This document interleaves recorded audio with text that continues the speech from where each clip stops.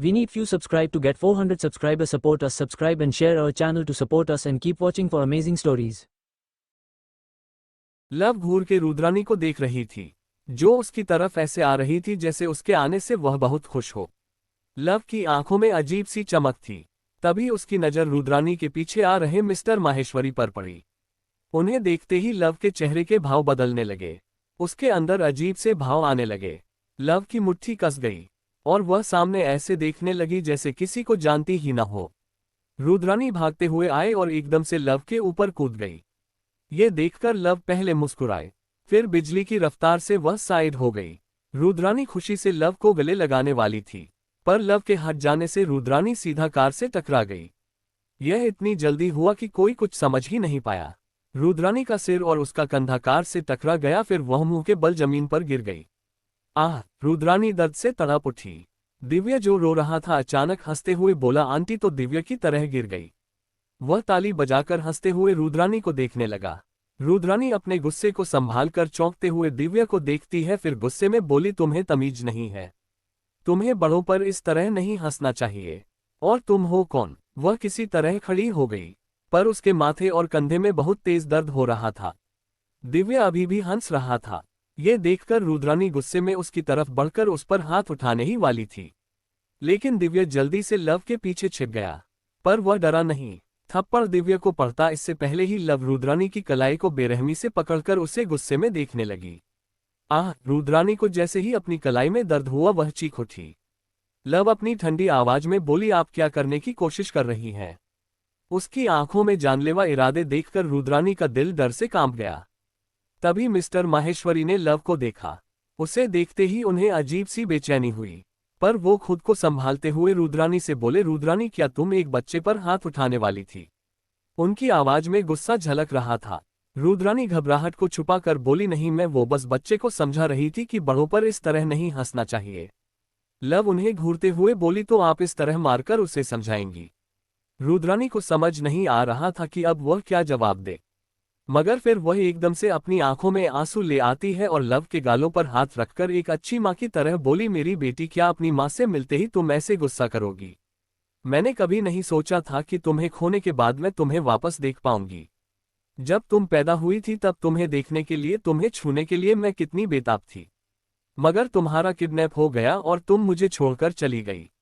आज तक तुम्हें याद करके मैं अकेले में बहुत रोई हूँ। मेरा दिल बहुत दर्द करता था। आज तुम्हें देखकर मेरा दिल भर आया। मेरी प्यारी बच्ची कितनी बड़ी हो गई है। उन्होंने अपने आंसू पोंछे और एकदम से लव को गले लगा लिया।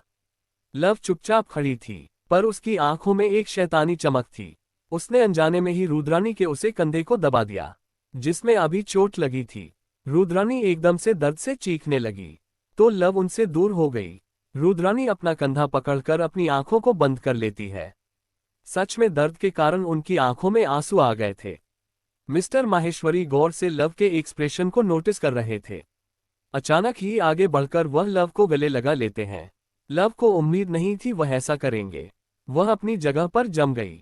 उसे थोड़ा अनकंफर्टेबल महसूस हुआ, पर पहली बार उसे पिता के छांव में रहने का एहसास हुआ। पर वह अपने इमोशंस छुपाकर एकदम से मिस्टर माहेश्वरी से दूर होकर पूछती है, आप लोग कौन हैं?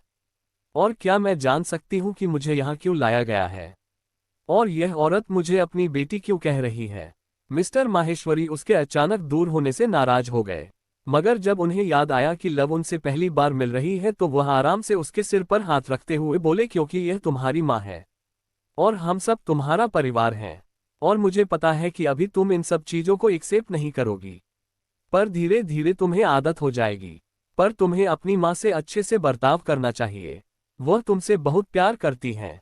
लव अजीब नजरों से रुद्रानी को देखते हुए अपने मन में बोली, हाँ, इतना प्यार करती है कि मेरी जान लेने से पहले एक बार भी नहीं सोचेगी। ये चालाक लोमड़ी। इतना कहते ही वह अपने एक्सप्रेशन ऐसे कर लेती है जैसे ये सच जानकर वह थोड़ी शॉक हुई हो। फिर रुद्रानी को देख थोड़ी इमोशनल हो जाती है। मॉम, क्या आप सच में मेरी मॉम हैं? रुद्रानी मुस्कुराकर बोली, हाँ, मैं तुम्हारी माँ हूँ। मुझे पता चला बचपन से तुम जहाँ रहती थी उन लोगों ने कभी तुम्हें पसंद नहीं किया, पर मैं तुम्हें फूल की तरह रखूंगी यहाँ पर। लव मुस्कुराकर मन में बोली, पर मैं तो एक कांटा हूँ जो आपको दर्द देने आई थी, वह भी बहुत प्यार से। लव एकदम से रुद्रानी को इस बार गले लगा देती है।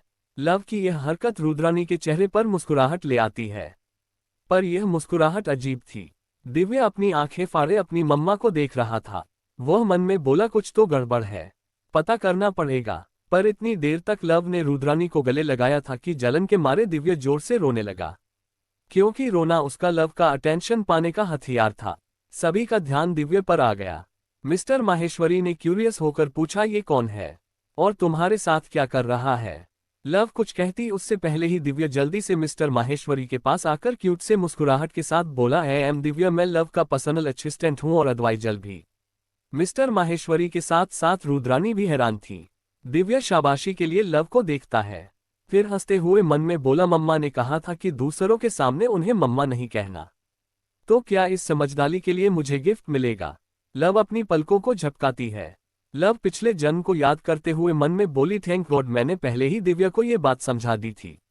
अब दिव्या तब तक सेफ रहेगा जब तक किसी को पता नहीं चल जाता कि वह मेरा बेटा है। कुछ देर बाद सभी अंदर चले जाते हैं, पर रुद्रानी बिल्कुल भी खुश नहीं थी। मिस्टर माहेश्वरी ने लव की खातिरदारी में कोई कमी नहीं छोड़ी। उन्होंने लव को वह रूम दिया जो इस घर का सबसे आलीशान रूम था। रुद्रानी दांत पीसते हुए बोली, यह सब कुछ रिया को मिलना चाहिए। ये सोचते हुए वह मिस्टर माहेश्वरी से बोली, भाई साहब ये तो रिया के लिए था ना, फिर आप लव को कैसे दे सकते हैं? मिस्टर माहेश्वरी नाराजगी से बोले, मेरे लिए दोनों बच्चे बराबर हैं। वैसे भी रिया अभी अपने रूम में रह रही है, लव अभी अभी आए है। मैं नहीं चाहता वह यहाँ अनकंफर्टेबल महसूस करे। यह मेरा आखिरी फैसला है। कहते ही वह रूम से चले जाते हैं। रुद्रानी नफरत से लव को देखते हुए कमरे को गौर से देख रही थी। फिर रुद्रानी अपने चेहरे के एक्सप्रेशन बदलते हुए प्यार से लव के पास जाकर बोली, लव अपनी माँ की एक बात मानोगी? लव उनकी तरफ देखकर मुस्कुराए और बोली, बिल्कुल आप कहिए। वह बहुत मासूम लग रही थी। रुद्रानी प्यार से बोली, बेटा तुम अभी अभी एक छोटे से घर से यहाँ पर आए हो। मुझे पता है कि इस शानो शौकत को देखकर तुम्हारे मन में थोड़ा सा लालच तो आया होगा, पर बेटा ये सही नहीं है। ये घर मिस्टर माहेश्वरी का है। उनकी बेटी को लग्जरी चीजें पसंद हैं, तो जब वह आएगी तब तुम मिस्टर माहेश्वरी यानी अपने बड़े पापा से कहना कि तुम इस कमरे में नहीं रहोगी। रिया जब इस कमरे में रहेगी तो तुम उसका पुराना कमरा ले लेना। और तुम्हें नए कपड़े लेने की क्या जरूरत है? रिया के पुराने कपड़े पड़े होंगे, मैं तुम्हें लाकर दे दूंगी, तुम उन्हें पहन लेना। और यह कार्ड मुझे दे दो। इतना कहकर वह लव के हाथ से कार्ड लेने की कोशिश करती है, जो मिस्टर माहेश्वरी ने अभी देकर गए थे लव को। लव ने उन्हें नहीं रोका। रुद्रानी कार्ड लेकर बहुत खुश थी। लव को देखकर कमरे से चली गई, पर वो लंगड़ा रही थी। उनके जाते ही लव के चेहरे पर अजीब से एक्सप्रेशन आ गए। फिर वो डेविल स्माइल करने लगी। दिव्या खुश होकर बिस्तर पर उछल रहा था, पर उसने कार्ड लेते हुए देख लिया था। वह बिल्कुल खुश नहीं था। लव उसे देखकर आराम से सोफे पर बैठ जाती है और अपने फोन चलाते हुए बोली, मुझे पता है तुम क्या सोच रहे हो। वैसे तुम चाहो तो बड़े पापा को ये सब बता सकते हो। ये सुनकर दिव्या की आंखों में एक शैतानी चमक आ गई। वहीं दूसरी तरफ द्रांश के दिमाग में लव घूम रही थी कि वह अपने बिजनेस मीटिंग में भी ध्यान नहीं लगा पा रहा था। ये पहली बार हो रहा था। वह इरिटेट होकर अपने लैपटॉप को बंद करता है और स्टडी रूम से बाहर निकलता है। वह अपने विला में बने बार काउंटर पर आता है और वाइन पीने लगता है। अचानक उसकी नज़र अपने उस हाथ पर पड़ी जिससे उसने लव की कमर को टच किया था। उसका मन हुआ कि वह एक बार और टच कर सके। फिर अपने इस विचार को झटकते हुए गुस्से से बोला, बेबी गर्ल तुमने कुछ तो किया है मेरे साथ, और क्या किया है मैं इसका जवाब लेकर रहूंगा। इतना कहते ही वह गुस्से से वाइन के गिलास को फेंक देता है। उसने ओवरकोट पहना, मास्क लगाया और फिर अपनी कार की चाबी लेकर निकल गया। अब तक रात के 8:00 बज चुके थे। माहेश्वरी परिवार में डिनर का वक्त हो रहा था। कुछ देर बाद द्रांश की कार माहेश्वरी विला के पास आकर रुकी। वह काफी देर तक एक पेड़ के पास अपनी कार के अंदर बैठा था। वह उलझन में था, पर फिर वह कार से निकल गया। द्रांश ठंडी नजरों से विला को देखते हुए अपनी कार पर हाथ मारकर ठंडी आवाज में बोला, आई थिंक तुम्हें ब्लैक मैजिक आता है बेबी गर्ल, तुमने मेरे दिमाग पर अपना कब्जा कर लिया है, पर मैं ऐसा होने नहीं दूंगा। तुम मुझे अपने कब्जे में नहीं कर सकती हो। द्रांश एक डोमिनेटिंग पर्सन था। वह खुद से मतलब रखता था, पर आज वह चोरी छुपे पहली बार चोरों की तरह माहेश्वरी विला में घुस रहा था। अगर लोगों को ये पता चल जाता तो वो तो ऐसे ही बेहोश हो जाते। द्रांश ने पता लगा लिया था कि लव का कमरा कौन सा है। वह सीधा खिड़की से लव के कमरे में गया, पर उसे लव कहीं भी नहीं दिखी। उसे वॉशरूम से पानी गिरने की आवाज आ रही थी। उसने ज्यादा ध्यान नहीं दिया और सीधा वॉशरूम के अंदर घुस गया।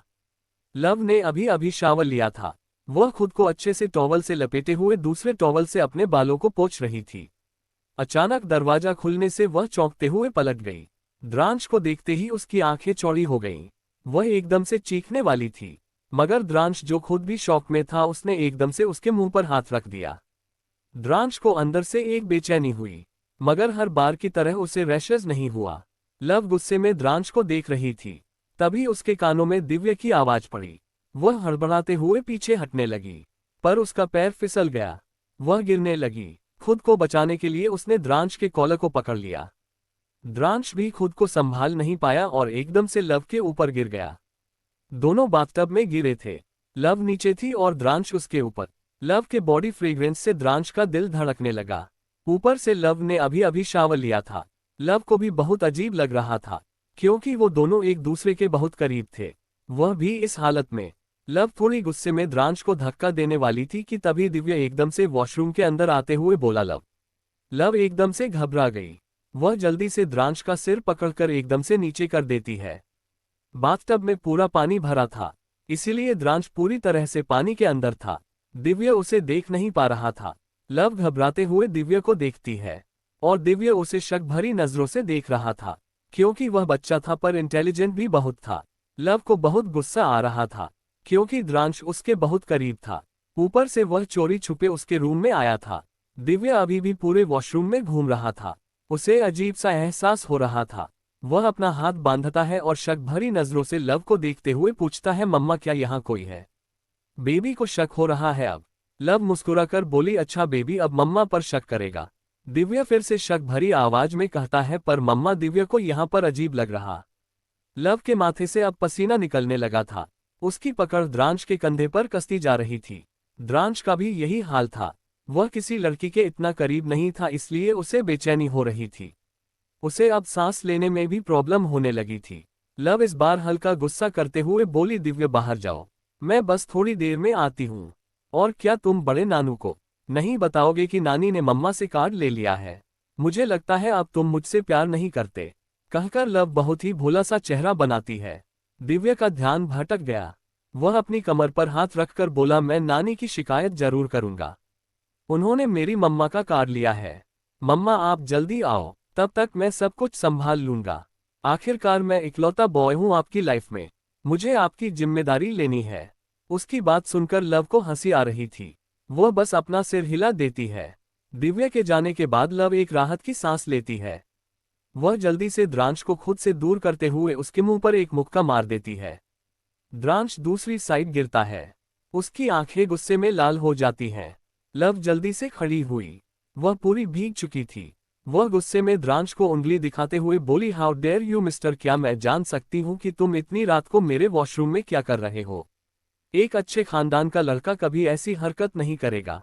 क्या तुम मेरा एडवांटेज लेना चाहते थे? वह बहुत गुस्से में उसे देख रही थी। द्रांश भी गुस्से में था।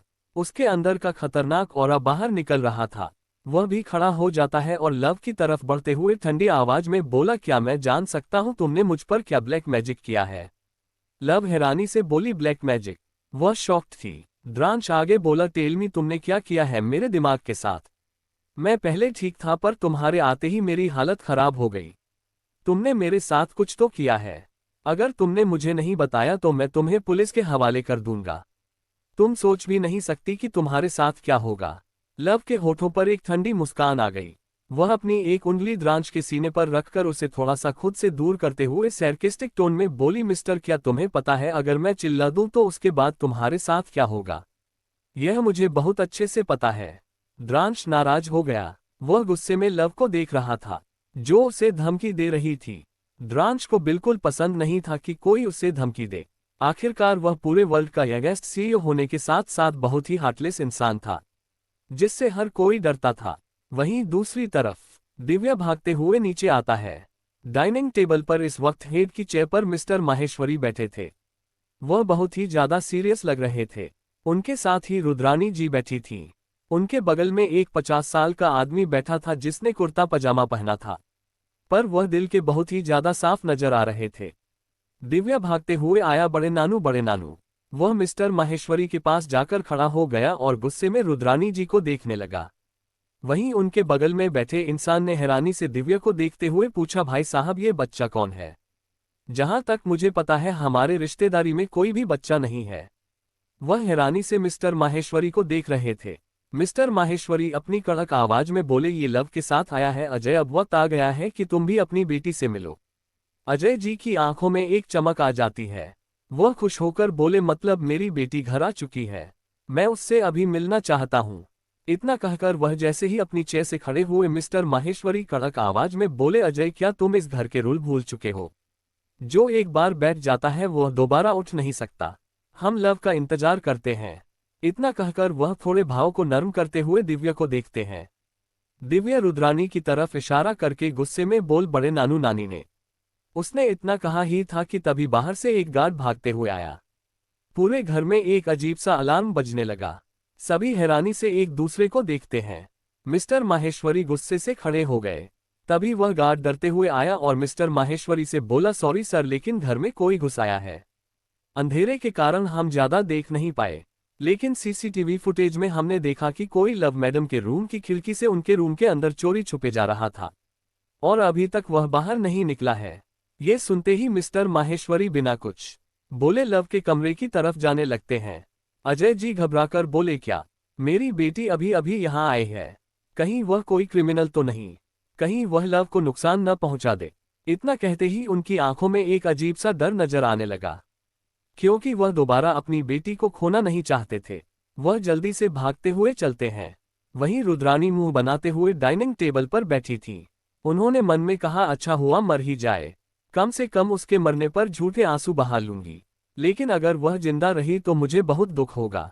कहकर वह मुंह बना लेती हैं। फिर वह भी सबके साथ चली जाती हैं। दिव्या भी हैरान था, वह भी पीछे पीछे भाग जाता है। वही लव पहले तो द्रांश पर बहुत गुस्सा कर रही थी, पर कुछ सोचकर अचानक से ही उसके तेवर बदल जाते हैं। द्रांश इस वक्त दीवार से टेक लगाकर खड़ा था और लव अपना एक हाथ उसके बगल में रखकर उसे अजीब नजरों से देख रही थी। द्रांश हकलाते हुए बोला, दूर रहो मुझसे, तुम फिर से मुझ पर ब्लैक मैजिक कर रही हो। लव उसे डराते हुए बोली, सही कहा, मुझे ब्लैक मैजिक बहुत अच्छे से करना आता है।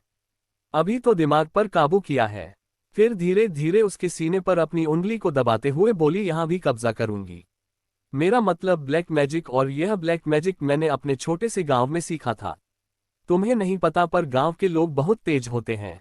द्रांश को अजीब सी घबराहट हो रही थी, पर वह एक रोबोट की तरह खड़ा था। उसके सारे इमोशंस मर चुके थे ऐसा लग रहा था। द्रांश सैर्केस्टिक टोन में बोला, तुम्हें क्या लगता है मैं बच्चा हूं जो मुझे डरा सकती हो? अगर तुमने मेरे साथ कुछ भी करने की कोशिश की तो मैं माहेश्वरी खानदान को खत्म करने की ताकत रखता हूं। लव की आंखों में धीरे धीरे गुस्सा नजर आने लगा था। यह देखकर द्रांश को बहुत अच्छा लग रहा था। वह मुस्कुराए बिना नहीं रह सका। उसने अचानक लव की कलाई को मरोड़ते हुए उसकी कमर से लगा दिया और उसके गालों को कसकर पकड़ लिया। इसी वक्त लव जानबूझकर चीखी। आह! ठीक उसी वक्त दरवाजे के बाहर खड़े मिस्टर माहेश्वरी ने उसकी चीख सुन ली थी। वह जल्दी से अंदर आ जाते हैं, क्योंकि दरवाजा खुला था। उन्होंने लव को आसपास नहीं देखा, तो वॉशरूम के दरवाजे को खटखटाते हुए घबराकर बोले, लव क्या तुम अंदर हो? लव क्या तुम खतरे में हो? क्या कोई तुम्हारे साथ है? द्रांश के चेहरे के एक्सप्रेशन बदल गए, क्योंकि अगर कोई उसे इस हालत में पकड़ लेता तो क्या सोचते। लव चीखते हुए बोली, बड़े पापा हेल्प, बड़े पापा छोड़ो मुझे। आह! उसकी दर्द भरी आवाज सुनकर मिस्टर माहेश्वरी गुस्से से बोले, तुम जो कोई भी हो, अगर लव को कुछ हुआ तो मैं तुम्हें नहीं छोड़ूंगा। द्रांश का चेहरा एक्सप्रेशन लेस था। वो ब्लैंक नजरों से लव को देख रहा था, जो मुस्कुरा रही थी पर चिल्ला ऐसे रही थी जैसे वो उस पर अत्याचार कर रहा। लव मुस्कुराते हुए द्रांश को देख रही थी, जो बुरी तरह फंस चुका था। लव उसका मजाक उड़ाते हुए बोली, मिस्टर तुम तो बुरी तरह फंस चुके हो। द्रांश अपने गुस्से को कंट्रोल में करते हुए बोला, तुमने मुझे अपने ब्लैक मैजिक में फंसाया है। तुम मेरे सामने एक्सपोज हो। बताओ क्या मकसद है तुम्हारा? क्यों तुम मेरे करीब आना चाहती हो? जो भी मेरे करीब आता है मुझे एलर्जी होती है, पर तुम्हारे करीब आने से मुझे ज्यादा फर्क नहीं पड़ा। ये तुम्हारा ब्लैक मैजिक ही है। लव लगातार द्रांश को देख रही थी। वह उसकी आंखों को देखते हुए मन में बोली, पिछले जन्म में मैंने इस आदमी पर क्यों कभी ध्यान नहीं दिया? शायद मैं कभी मिली नहीं थी इसीलिए, या मैंने जरूरी नहीं समझा। पर इसे परेशान करने में कितना मजा आता है। इसे सच में लगता है कि मुझे ब्लैक मैजिक आता है। लव को खुद पर ही हंसी आ रही थी। तभी उन दोनों के कानों में मिस्टर माहेश्वरी की गुस्से भरी आवाज से फिर से पड़ी, लव दरवाजा खोलो। कौन है अंदर? तुम जो कोई भी हो, लव से दूर रहो, वरना अभी तक तुमने मुझे जाना नहीं है। मैं तुम्हारे साथ क्या क्या कर सकता हूँ। द्रांश के चेहरे पर कोई एक्सप्रेशन नहीं थे। वह आसपास नजरें घुमाकर पूरे वॉशरूम को देख रहा था। लव को समझ आ गया था कि वह क्या करने की कोशिश कर रहा है। वह दीवार से टेक लगाकर खड़ी होकर बोली, मेरे अलावा कोई नहीं है जो तुम्हारी हेल्प कर सकता है। पर मैं तुम्हारी हेल्प क्यों करूं? द्रांश डरावनी नजरों से लव को देख रहा था, पर अपने ईगो कारण वह उससे हेल्प नहीं मांगता। द्रांश वहां पर कोई विंडो ढूंढ रहा था। तभी लव एटीट्यूड से बोली, तुम चाहो तो हेल्प मांग सकते हो, मैं तुम्हारी हेल्प कर दूंगी, पर उसके बदले में मुझे कुछ चाहिए। क्या तुम मुझे दोगे? सोच लो, इस दुनिया में तुम्हारी बहुत इज्जत है। क्या तुम्हें ये न्यूज़ अच्छी लगेगी कि मिस्टर रंधावा रंगे हाथों एक लड़की के वॉशरूम में पाए गए हैं? बेचारी लड़की नहा रही थी, पता नहीं लोग क्या क्या बातें बनाएंगे। वह अफसोस से अपने सर को हिला देती है। द्रांश अपने दांत पीसता है, पर वह अपनी नज़र दूसरी तरफ कर लेता है। वह कभी भी किसी से हेल्प नहीं मांगता था। मिस्टर माहेश्वरी ने गार्ड को बुलाया था। गार्ड दरवाजा तोड़ रहे थे। लव ने देखा दरवाजा टूटने वाला है तो जल्दी से बाथरोब पहन लेती है। उसने आखिरी बार द्रांश को घूरते हुए पूछा, क्या तुम सच में मुझसे हेल्प नहीं मांगने वाले हो? द्रांश पहले तो उसे घूरता है, फिर इधर उधर देखते हुए कठोर आवाज में बोला, तुम जो चाहे मुझसे मांग सकती हो। उसने डायरेक्ट नहीं कहा, पर लव समझ गई। लव द्रांश को दरवाजे के पीछे खड़ा कर देती है और उसे फ्लटिंग नजरों से देखते हुए बोली, मिस्टर, मुझे जो चाहिए वह मैं तुम्हें बाद में बता दूंगी, पर इस एहसान को कभी मत भूलना। वह द्रांश को ऊपर से नीचे तक ऐसे देख रही थी जैसे किसी भी वक्त उसे खा सकती है। इसलिए द्रांश को बहुत अजीब फील हो रहा था। उसे गुस्सा आ रहा था कि वो क्यों यहाँ आ गया, और उसे अभी भी यही लग रहा था कि लव ने उसकी सच में कोई ब्लैक मैजिक किया है। तभी तो सभी लोग यहाँ इकट्ठा हो गए हैं, वह भी इसी टाइम पर। लव एक गहरी सांस लेकर दरवाजे को तुरंत खोल देती है। गार्ड साइड हो गया। मिस्टर महेश्वरी एकदम से लव के पास आकर उसके सर को सहलाते हुए चिंता भरी आवाज में पूछते हैं, कहाँ है वह इंसान? कहीं उसने तुम्हें नुकसान तो नहीं पहुंचाया है? क्या तुम ठीक हो? उनकी आंखों में चिंता झलक रही थी और उनके चेहरे से देखकर कुछ भी पता नहीं चल रहा था। लव उनको इसी तरह देखने लगी। उसने अपने अंदर के तूफान को शांत करते हुए नर्म आवाज में कहा, मैं ठीक हूं। वॉशरूम के अंदर मिस्टर महेश्वरी, रुक्मणी जी, अजय जी और गार्ड भी आ जाते हैं। तभी लव द्रांश को इशारा करती है। द्रांश दरवाजे के पीछे था। वह चुपके से रूम में आ जाता है और खिड़की से चला जाता है। पर दिव्य ने सब देख लिया था, क्योंकि वह वॉशरूम के अंदर नहीं गया था। वह अपनी कमर पर हाथ रखकर मन में बोली, ये तो वही अंकल हैं। पर यह मम्मा के पास क्या कर रहे थे? कुछ तो गड़बड़ है। वॉशरूम में लव ने देखा कि सब कितने परेशान हैं। तभी गार्ड वहीं बनी कांच की खिड़की की तरफ झांक कर देखता है। उसने थोड़ा डरते हुए कहा, सर, मुझे लगता है शायद वह भाग गया है। खिड़की के आगे पर्दा लगा था। उस वक्त द्रांश ने उसकी तरफ नहीं देखा था, वरना वह वहीं से भाग जाता। सभी बहुत परेशान थे, पर लव सब कुछ समझा देती है और लव को भी सही सलामत देखकर सब नीचे आ जाते हैं। रुद्रानी का मुंह बना हुआ था, पर मिस्टर माहेश्वरी ने सिक्योरिटी और भी ज्यादा टाइट कर दी थी। डाइनिंग टेबल पर सभी बैठे थे और डिनर कर रहे थे। तभी रुद्रानी किचन से वहां पर आए। उनके हाथ में गाजर का हलवा था। वह प्यार से लव को देते हुए बोली, लव, हम पहली बार मिले। देखो, माँ ने तुम्हारे लिए कितने प्यार से गाजर का हलवा बनाया है, इसे खाओ। रुद्रानी गाजर के हलवे को लव के पास रख देती है और उसके पास ही बैठ जाती है। उनके होठों पर मुस्कुराहट थी। रुद्रानी मन में बोली, मैंने पता कर लिया है, तुम्हें मिर्ची से एलर्जी है। एक बार तुम इस गाजर के हलवे को खाओ, फिर तुम सीधा हॉस्पिटल जाओगी। तब तक तुम्हें ठिकाने लगाने का मुझे मौका भी मिल जाएगा। इतना कहकर वो बड़े ही प्यार से लव से बोली, लव, क्या हुआ? तुम क्यों नहीं खा रही हो? लव उस हलवे को घूर रही थी। उसने हलवे को उठा लिया और चम्मच से उसे गोल गोल घुमाते हुए मन में बोली, तो तुम मुझे मिर्ची खिलाना चाहती हो, वह भी इस गाजर के हलवे में डालकर। पर यह इतना आसान नहीं है प्यारी माँ। लव चम्मच में हलवे का एक बाइट लेती है और बहुत ही प्यार से रुद्रानी के हाथ को पकड़कर बोली, मोम, आज तक कभी किसी ने मुझे इतना प्यार नहीं किया जितना अब तक आपने मुझे दे दिया। पर मैं इस प्यार को हजम नहीं कर पा रही हूँ। मेरा मतलब, मुझे समझ नहीं आ रहा है कि मैं कैसे आपको थैंक यू बोलूँ। पर मैं अपने हाथों से आपको ये हलवा खिलाना चाहती हूँ। प्लीज मना मत करिएगा। ये कहते हुए उसकी आंखों में नमी आ गई थी, जैसे वह सच में रुद्रानी को देखकर बहुत खुश हो। अजय जी और मिस्टर माहेश्वरी बहुत खुश थे। रुक्मणी जी शॉक हो गईं। एक पल के लिए तो घबरा गई थी, मगर फिर मना करते हुए बोली, नहीं बेटा, ये तुम्हारे लिए है, इसे तुम खाओ। या फिर कहीं तुम्हें ऐसा तो नहीं लग रहा है कि मैंने इसमें कुछ मिलाया है? रुद्रानी ने जानबूझकर यह शब्द कहे थे। अजय जी उनके साथ देते हुए बोले, हाँ लव, इसे तुम खाओ। देखो, तुमने अभी तक कुछ भी नहीं खाया है। लव मुस्कुराए और बहुत ही प्यार से बोली, डैडी, मैं जब से आई हूं मॉम ने मेरा बहुत ध्यान रखा है। मैं बस उन्हें अपने हाथों से खिलाना चाहती थी। अगर उन्हें अच्छा नहीं लग रहा तो कोई बात नहीं। इतना कहकर वो उदास हो जाती है। ये चीज मिस्टर माहेश्वरी को पसंद नहीं आई। उन्होंने रुद्रानी को ठंडे भाव से देखते हुए कहा, रुद्रानी, वह तुम्हें प्यार से खिला रही है। रुद्रानी डर गई थी, वह कुछ कहना चाहती थी। उन्होंने जैसे ही मुंह खोला, लव ने उनके मुंह में गाजर का हलवा डाल दिया। रुद्रानी की तो जान ही हलक में आ गई थी। रुद्रानी चाहकर भी हलवे को थूक नहीं सकती थी। उन्होंने बहुत मुश्किल से उसे अपने गले के नीचे उतारा ही था कि तभी लव ने उन्हें फिर से एक और बाइट खिला दिया। रुद्रानी का पूरा चेहरा लाल हो गया था जलन से, क्योंकि लाल मिर्ची उन्होंने बहुत ज्यादा डाली थी। उनके माथे से पसीना निकल रहा था और आंखों में आंसू आ गए थे। अजय जी हैरानी से बोले, रुद्रानी, क्या हुआ तुम्हें? रुद्रानी किसी तरह हलवे को खाते हुए मुस्कुराकर बोली, नहीं, कुछ भी नहीं, ये तो खुशी के आंसू हैं। मेरी बेटी कितनी ज्यादा प्यारी है। लव प्यार से बोली, सही कहा आपने, थोड़ा सा और खाए। मैं चाहती हूं कि आज डिनर मैं आपको अपने हाथों से खिलाऊं। इतना कहकर उसने रुद्रानी को बोलने का मौका नहीं दिया और उन्हें पूरा गाजर का हलवा खिला दिया। रुद्रानी की तो हालत खराब हो गई थी। वह अब यहाँ बैठ नहीं पाए, इसलिए अपने मुंह पर हाथ रखकर वह रूम में भाग गई। वॉशरूम में पहुंचते ही उसने वॉमिटिंग कर दी थी। वहीं लव मुस्कुरा रही थी, मगर अजय जी परेशान थे। उन्होंने कहा, लव क्या हुआ? लव उदास होकर बोली, पता नहीं, पर शायद मैं अभी तक उन्हें पसंद नहीं आई हूं। कहकर लव उदास हो गई। अजय जी प्यार से बोले, नहीं बेटा, ऐसा कुछ भी नहीं है। लव अजय जी को देखते हुए अपने नकली आंसू पोंछकर बोली, अगर ऐसी बात है तो फिर उन्होंने बड़े पापा का दिया हुआ कार्ड मुझसे क्यों ले लिया? उन्होंने मुझसे कहा कि मैं बड़े पापा से बोलूं कि मुझे वह बड़ा वाला रूम नहीं चाहिए। उन्होंने कहा, रिया इस घर की बेटी है, इसलिए वो रूम उसका है। यही नहीं, उन्होंने पहनने के लिए मुझे रिया के पुराने कपड़े भी दिए। शायद मैं एक अच्छी बेटी नहीं हूं।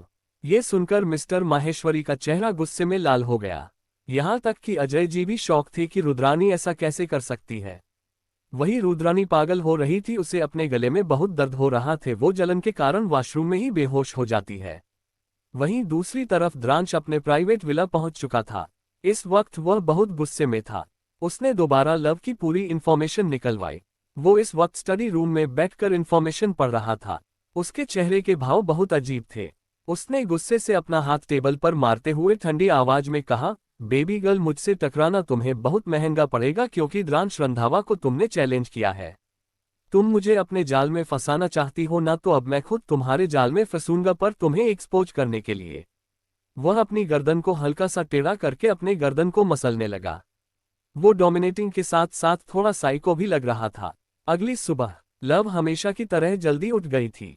वो सुबह 5:00 उठी थी, मगर 6:00 जॉगन करती है। जॉगन करने के बाद वह एक्सरसाइज करती है। फिर जैसे ही विला के अंदर जाने लगती है, उसकी नज़र एक कार पर आकर रुकी। वह कार रेड फरारी थी। वह कार जैसे ही रुकी, उसमें से एक हील बाहर निकला। उसके बाद एक लड़की जो बहुत खूबसूरत थी। उसने ब्लैक कलर का वन पीस पहना हुआ था। उसके बाल खुले थे और आंखों पर गॉगल्स लगा हुआ था। वह बहुत ही ज्यादा कॉन्फिडेंट लग रही थी। उसे देखते ही लव की आंखों में एक पल के लिए नफरत झलकने लगी, मगर फिर वह खुद को नॉर्मल कर लेती है। वह एक पेड़ से टेक लगाकर खड़ी हो गई। वह मुस्कुराते हुए बोली, रिया। फिर उसकी नज़र उस कार से उतर रही औरत पर पड़ी। उस औरत ने बहुत ही स्टाइलिश सूट पहना हुआ था। सादगी उसके चेहरे पर थी। भले ही वह 45 साल की थी, मगर वह बहुत एज कम की लग रही थी। उन्हें देखते ही लव की आंखों में अजीब सा एहसास नजर आने लगे। रिया बड़े ही स्टाइल के साथ चलते हुए अंदर की तरफ जा रही थी। वह इस वक्त एक मॉडल लग रही थी। उसे देखकर ही पता चल रहा था कि वह कितनी घमंडी होगी। उसके पीछे वह औरत भी चली गई। रिया जैसे ही अंदर पहुंची, उसने देखा कि मिस्टर माहेश्वरी ऑफिस जाने के लिए तैयार होकर सीढ़ियों से नीचे उतर रहे थे। मिस्टर माहेश्वरी के चेहरे पर कोई भाव नहीं थे, पर रिया को देखते ही उनके होठों पर एक मुस्कुराहट आ गई। रिया भागते हुए गई और मिस्टर माहेश्वरी के गले लगाते हुए एक्साइटमेंट में बोली, डैडी मैंने आपको बहुत मिस किया। मिस्टर माहेश्वरी भी उसे गले लगा लेते हैं, फिर उसके माथे पर किस करके प्यार से बोले, मैंने भी मेरी प्यारी बेटी को बहुत मिस किया। रिया उनसे दूर होती है। मिस्टर माहेश्वरी ने अंदर आती औरत को देखा, फिर थोड़ा नाराज होकर बोले, आपने तो कहा था कि आप हमारी बेटी के साथ रात को आएंगी। सामने जो औरत आ रही थी वह मिसेज माहेश्वरी थी। उनका स्वभाव बहुत ही अच्छा था। उन्होंने मुंह बनाते हुए कहा, अब इसमें मेरी क्या गलती, बारिश के कारण रास्ता बहुत ही ज्यादा खराब था, वरना हम पहले ही आ गए होते। वही लव दरवाजे के पास खड़ी होकर उन तीनों को देख रही थी, जो एक हैप्पी फैमिली लग रहे थे। पर तभी उसके दिमाग में कुछ आया। लव ना चाहते हुए भी अपने मन में बोली, पर ये तो मेरे मॉम डैडी हैं, तुम तो रुद्रानी की बेटी हो रिया, पर मैं मेरा हक लेकर रहूंगी। जो कुछ भी तुम्हारे पास है वह सब कुछ मेरा था, जिसे तुमने और तुम्हारी रुद्रानी माँ ने मुझसे छीना है। तभी रिया की नजर लव पर गई। लव बहुत खूबसूरत थी। रिया को लोगों का अटेंशन पाना पसंद था। उसे पसंद नहीं था कि कोई उससे ज्यादा खूबसूरत दिखे। आखिरकार पूरे शहर में ही नहीं बल्कि एंटरटेनमेंट इंडस्ट्री में भी वह सबसे खूबसूरत थी। उसने अपनी जलन छुपाते हुए लव को गुस्से में घूर कर देखते हुए कहा, तुम कौन हो और तुम्हारी हिम्मत कैसे हुई हमें इस तरह देखने की। मिस्टर माहेश्वरी ने देखा कि रिया कितने गुस्से में है तो वह रिया को डांटते हुए बोले, रिया ये तुम क्या कर रही हो, वह तुम्हारी छोटी बहन है। उन्होंने जैसे ही यह कहा रिया का चेहरा पीला पड़ गया। वह कसके गुस्से से अपनी मुट्ठी बंद कर लेती है। रिया लव को ऊपर से नीचे तक देखते हुए अपने मन में बोली, नहीं ये गवार कैसे आ सकती है, क्या ये यहाँ पर मेरी जगह छीनने आए है? अगर ऐसा है तो मैं कभी भी इससे ये सब नहीं करने दूंगी। इतना कहते ही उसके होठों पर डेविल स्माइल आ जाती है। वही मिसेज माहेश्वरी तो खुश हो गई। उनकी आंखों में एक चमक थी। वह लव के पास जाती है और हैरानी से कहती है, क्या तुम रुद्रानी की बेटी हो जो खो गई थी? इतना कहते ही वह एकदम से लव को गले लगा लेती है। लव शॉक हो गई थी, पर रिया गुस्से से अपनी मुट्ठी बंद कर लेती है। उसके दिल में एक अजीब सा डर था, जो उसने अपने चेहरे पर नहीं आने दिया, मगर फिर वह जल्दी से अपने एक्सप्रेशन सही करती है और लव को नीचा दिखाते हुए बहुत ही प्यार से मिस्टर माहेश्वरी का हाथ पकड़कर बोली, डैडी आप मेरे लिए एक रूम बनवा रहे थे ना, जो इस घर का सबसे बड़ा और सबसे आलीशान रूम होगा। मुझे पता है आप मुझसे बहुत प्यार करते हैं। थैंक यू डैडी मेरे लिए इतना कुछ करने के लिए। मैं अभी वह रूम देखना चाहती हूँ। वह जैसे ही जाने को हुई ही थी मिस्टर माहेश्वरी अपनी कड़क आवाज में बोले, रुको। रिया रुक गई। उसे कुछ गलत होने का एहसास हो रहा था। मिस्टर माहेश्वरी लव को देखते हुए आराम से बोले, मैं तुम्हारे लिए दूसरा रूम बनवा दूंगा। वैसे भी तुम्हारे पास अपना खुद का रूम है। मैंने वह रूम लव को दे दिया है। वह पहली बार इस घर में आए है। मैं नहीं चाहता उसे लगे कि हम उससे प्यार नहीं करते। एक बड़ी बहन होने के नाते मुझे उम्मीद है कि तुम उसका ध्यान रखोगी। इतना कहते हैं उनकी नजर रुद्रानी पर पड़ी, जो पूजा करके अभी अभी मंदिर घर से आई थी। मिस्टर महेश्वरी को जैसे ही रात की बात याद आई, उनके चेहरे पर ना खुशी और ना गुस्सा दिखने लगा। रुद्रानी उन्हें देखकर अपनी जगह पर रुक गई, मगर फिर रुद्रानी सभी को प्रसाद देने लगी। उसने जैसे ही मिस्टर माहेश्वरी की तरफ देखा, मिस्टर माहेश्वरी लव को घूरते हुए बोले, लव यहाँ पर आओ। लव जो मिसेज माहेश्वरी के गले लगाने से शौक थी, वह जल्दी से उनसे दूर हो गई, क्योंकि उसके लिए एकदम से उन्हें मॉम एक्सेप्ट करना थोड़ा मुश्किल था। लव एक आदर्श बच्चे की तरह मिस्टर माहेश्वरी के पास जाकर सर झुकाकर खड़ी हो गई। रुक्मणी जी ने हैरानी से पूछा, क्या हुआ भाई साहब, आप गुस्से में क्यों हैं?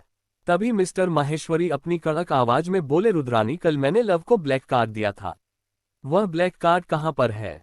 रुद्रानी के चेहरे के एक्सप्रेशन बदल गए। वह घबराते हुए बोली, भाई साहब वह तो लव के पास ही होगा। मुझे कैसे पता होगा? मिस्टर माहेश्वरी अपनी आंखें छोटी करके बोले, मुझे झूठ बोलने वालों से सख्त नफरत है, इसलिए बताओ मुझे सच क्या है। रुद्रानी हार मान लेने को तैयार नहीं थी। उन्होंने इस बार कॉन्फिडेंस से कहा, भाई साहब वह लव के पास ही होगा। मुझे इस बारे में क्या पता? मिस्टर माहेश्वरी के होठों पर चालाकी भरी मुस्कान थी। तभी अजय जी नीचे उतरते हुए अपने हाथ में पकड़े कार्ड को मिस्टर माहेश्वरी के हाथ में देकर गुस्से में बोले, भैया ये रहा वह कार्ड जो मुझे रुद्रानी के सामान से मिला। अब रुद्रानी जी के चेहरे का एक्सप्रेशन बहुत बदल गए थे। उनका दिल डर से धड़क रहा था। वह सफाई देते हुए बोली, अरे हाँ मुझे याद आया, यह मुझे कमरे से बाहर पड़ा मिला था। मुझे नहीं पता था लव इतनी लापरवाह है कि कहीं भी इस कार को गिरा देगी, इसलिए मैंने इसे संभाल कर रख दिया था, है ना लव। इतना कहकर वह लव को प्यार से देखती है, मगर उनकी आंखों में वार्निंग झलक रही थी। मिस्टर माहेश्वरी लव को देखते हुए पूछते हैं, लव क्या ये सच है? तभी दिव्य जो तैयार हो चुका था वह जल्दी से मिस्टर माहेश्वरी के पास आकर रुद्रानी को आंखें छोटी करके देखते हुए बोला, आप झूठ क्यों बोल रही हैं? बड़े लोगों को झूठ नहीं बोलना चाहिए। दिव्य के सामने ही आपने लव से वह कार्ड छीन लिया था और यह भी कहा था कि वह पुराने कपड़े पहने। मेरी मम्मा किसी के कपड़े क्यों पहनेगी? दिव्य के इस तरह बीच में बोलने से रुद्रानी दांत पीस लेती है और कहती है, तुम बच्चे बहुत शैतान हो, बच्चों को झूठ नहीं बोलना चाहिए। वह दिव्य को कुछ करती उससे पहले ही मिस्टर महेश्वरी कड़क आवाज में बोले, मुझे तुमसे ऐसी उम्मीद नहीं थी। लव तुम्हारी बेटी है, क्या तुम अपनी बेटी के साथ इस तरह का बर्ताव करोगी? मुझे यकीन नहीं हो रहा कि तुमने ये सब कुछ किया। वही मिसेज माहेश्वरी ये सब जानकर हैरान थी, पर रिया बहुत गुस्से में थी। उसने रुद्रानी की साइड लेते हुए बहुत ही प्यार से कहा, डैडी आप गुस्सा क्यों कर रहे हैं? हो सकता है छोटी माँ। मिस्टर माहेश्वरी उसे भी गुस्से में देखते हैं, तो रिया चुप होकर नफरत से लव को देखते हुए मन में बोली, इसकी इतनी हिम्मत, आते ही इसके कारण मेरे डैडी मुझे गुस्से में देख रहे हैं, जबकि उन्होंने आज तक कभी भी मेरे साथ ऐसा बर्ताव नहीं किया। तुम्हें तो मैं छोड़ूंगी नहीं, तुम जहां से आए हो वहीं वापस जाने पर मैं तुम्हें मजबूर कर दूंगी, समझी? मिस्टर माहेश्वरी गुस्से में थे। उन्होंने कार लव को वापस दे दिया और प्यार से कहा, लव अगर आगे से कोई भी तुम्हें धमकाता है तो तुम मेरे पास आ सकती हो। लव मासूम की तरह अपना सर हिला देती है, पर असल में तो उसे हंसी आ रही थी। रुद्रानी को आगे कुछ भी कहने का मौका नहीं मिला। मिस्टर माहेश्वरी ऐलान करते हुए बोले, जो भी इस घर में गलती करता है हर किसी को सजा मिलती है। रुद्रानी ने गलती की है, इसलिए उसकी सजा यह है कि उसे 1 हफ्ते तक सर्वेंट के रूम में रहना होगा, ताकि वह सीख सके कि यहाँ अपनी बेटी के साथ कैसा बर्ताव करते हैं। उसे सर्वेंट का ही खाना मिलेगा, वह 1 हफ्ते तक हमारे साथ नहीं रह सकती। ये सुनकर तो जैसे रुद्रानी के ऊपर तो जैसे पहाड़ टूट पड़ा था। हर कोई शौक में था, पर लव को मजा आ रहा था। रिया कुछ कहना चाहती थी, मिस्टर माहेश्वरी उसे हाथ दिखाकर रोकते हुए कठोर आवाज में बोले, आज एंटरटेनमेंट इंडस्ट्री में बहुत बड़ी पार्टी है, क्या तुम भूल गई? तुम्हें भी जाना है, जाकर तैयारी करो। फिर वह लव से प्यार से बोले, लव तुम भी हमारे साथ चलना, मैं वहीं पर हर किसी को बताऊंगा कि तुम हमारे खानदान की बेटी हो। उन्हें लव से इतना प्यार से बात करता देख रुक्मणी और रिया को बिल्कुल भी पसंद नहीं आया। वो दोनों ही गुस्से में चली गईं। लव को अचानक याद आया कि इस पार्टी में वह पिछले जन्म में भी गई थी। उस वक्त वह एक शोपीस की तरह खड़ी थी, पर रिया ने उसकी बहुत बेइज्जती की थी। यही नहीं, उसे बर्बाद करने की भी कोशिश की थी। लव मुस्कुराते हुए मन में बोली, लगता है आज रात की पार्टी बहुत इंटरेस्टिंग होने वाली है। उसके दिमाग में कुछ अलग ही चल रहा था। दूसरी तरफ द्रांश इस वक्त अपने ऑफिस में था। वह अपने केबिन में कुछ फाइल पर साइन कर रहा था। तभी कपिल घबराते हुए बोला, बिग बॉस क्या सच में आप आज रात की पार्टी में शामिल नहीं होने वाले हैं? द्रांश कल रात को जो कुछ भी हुआ था उससे बहुत ज्यादा गुस्से में था। वह अपना हाथ डेस्क पर पटकते हुए गुस्से में बोला, मुझे एक ही बात दोहराने की आदत नहीं है। कपिल एक बार कंफर्म करने के लिए बोला, बिग बॉस। उसने इतना कहा ही था कि तभी द्रांश ने पेपर वेट उठाकर उसे कपिल के ऊपर फेंक दिया। कपिल घबराते हुए जमीन पर बैठ गया, इसलिए वह पेपर वेट सीधा दीवार पर जाकर लगा। कपिल घबराते हुए अपने सीने पर हाथ रख लेता है और मन में कहता है, हे भगवान, शुक्र है आपने मुझे बचा लिया। बिग बॉस तो कभी कभी महाकाल बन जाते हैं। आज ही जाकर लाइफ इंश्योरेंस करा लूंगा। इनके साथ रहते हुए मेरी लाइफ का भी कोई भरोसा नहीं है। वह बहुत ही मुश्किल से खड़ा होता है और दीवार से टिकर खड़ा हो गया। वह धीरे धीरे बाहर की तरह जाने लगा। द्रांश एक टक लव को देख रहा था। लव भी उसको ही देख रही थी। दोनों की नजरें बस एक दूसरे पर टिकी हुई थीं। तभी रास्ते से जा रहे एक आदमी का फोन बजा। चिकनी कमर पर तेरी मेरा दिल फिसल गया, ये गाने की आवाज सुनकर द्रांश और लव दोनों ही अपने होश में आ गए। द्रांश एक बार फिर से लव की कमर को जोर से दबा देता है। लव उसे अपनी आंखें छोटी करके देखती है, फिर खुद से दूर कर देती है। वह बुरी तरह द्रांश को घूर रही थी और द्रांश वापस से उसकी कमर को देखने लगता है। ये देखकर लव गुस्से से अपनी साड़ी की पल्लू को आगे कर देती है। ये देखकर द्रांश के होठों पर एक मुस्कुराहट आ गई, पर मास्क के कारण वह देख नहीं रही थी। कुछ देर बाद वह सभी द्रांश की कार में बैठते हैं और वहां से निकल जाते हैं। वही ड्राइवर काफी ज्यादा घबरा गया था। वह जल्दी से अपना फोन निकालकर किसी को कॉल करते हुए घबरा कर बोला, रिया मैडम आपने जैसा कहा था मैंने कर दिया था, लेकिन वह किसी और के साथ पार्टी के लिए निकल चुकी है। ये सुनकर दूसरी तरफ रिया जो इस वक्त चेंजिंग रूम में मौजूद थी गुस्से से आग बबूला हो जाती है। वह कॉल कट कर देती है। रिया इस वक्त होटल के चेंजिंग रूम में थी जहां पार्टी थी। वह अपनी ड्रेस को देख रही थी जो कि पूरे वर्ल्ड में सिर्फ एक ही थी। वह थोड़ी शांत हो जाती है। उसके बाद डेविल स्माइल करके बोली, मेरी जगह कोई नहीं ले सकता। माहेश्वरी खानदान की बेटी मैं ही हूं। लव तुम आई तो हो पर मैं तुम्हारी जिंदगी बर्बाद कर दूंगी। मैं तुम्हें यहां किसी का भी अटेंशन नहीं लेने दूंगी। इतना कहते ही वो डेविल स्माइल करने लगती है। उसके बाद खुद को शांत करती है। रिया के लिए बेस्ट मेकअप आर्टिस्ट बुलाए गए थे। वह तैयार होने लगती है। उसके चेहरे पर बहुत घमंड झलक रहा था। कुछ देर बाद कई सारे एक्टर एक्ट्रेस और बड़े बड़े बिजनेसमैन इस पार्टी में शामिल हो जाते हैं। पार्टी बहुत ही जोरों शोरों से चल रही थी। मिस्टर महेश्वरी एक जाना माना नाम था। हर कोई उनसे मिलकर अपनी जान पहचान बढ़ाना चाहता था। मिस्टर महेश्वरी चिंता से रुद्रानी को देखते हुए पूछते हैं, लव कहाँ है?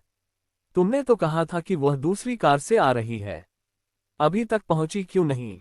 रुद्रानी डेविल स्माइल करके अपने मन में बोली, वह यहां कभी नहीं पहुंचेगी। अगर पहुंच भी गई तो तब तक पार्टी खत्म हो जाएगी। उसे क्या लगता है अपनी खूबसूरती से वह सारी लाइमलाइट ले लेगी? मैं ऐसा कभी नहीं होने दूंगी। अपने मन में इतना सोचते ही उन्होंने मुस्कुराते हुए मिस्टर महेश्वरी से कहा, भाई साहब वह आती ही होगी। मिस्टर महेश्वरी जैसे ही लव को कॉल करने वाले थे, रुद्रानी अपनी घबराहट को छुपाकर बोली, उसने अभी मुझे मैसेज किया था। उसने कहा है कि वह बस पहुंचने वाली है। ये सुनकर मिस्टर महेश्वरी अपना सर हिला देते हैं और बाकी बिजनेसमैन से बात करने लगते हैं। रुद्रानी बहुत ही खुश थी।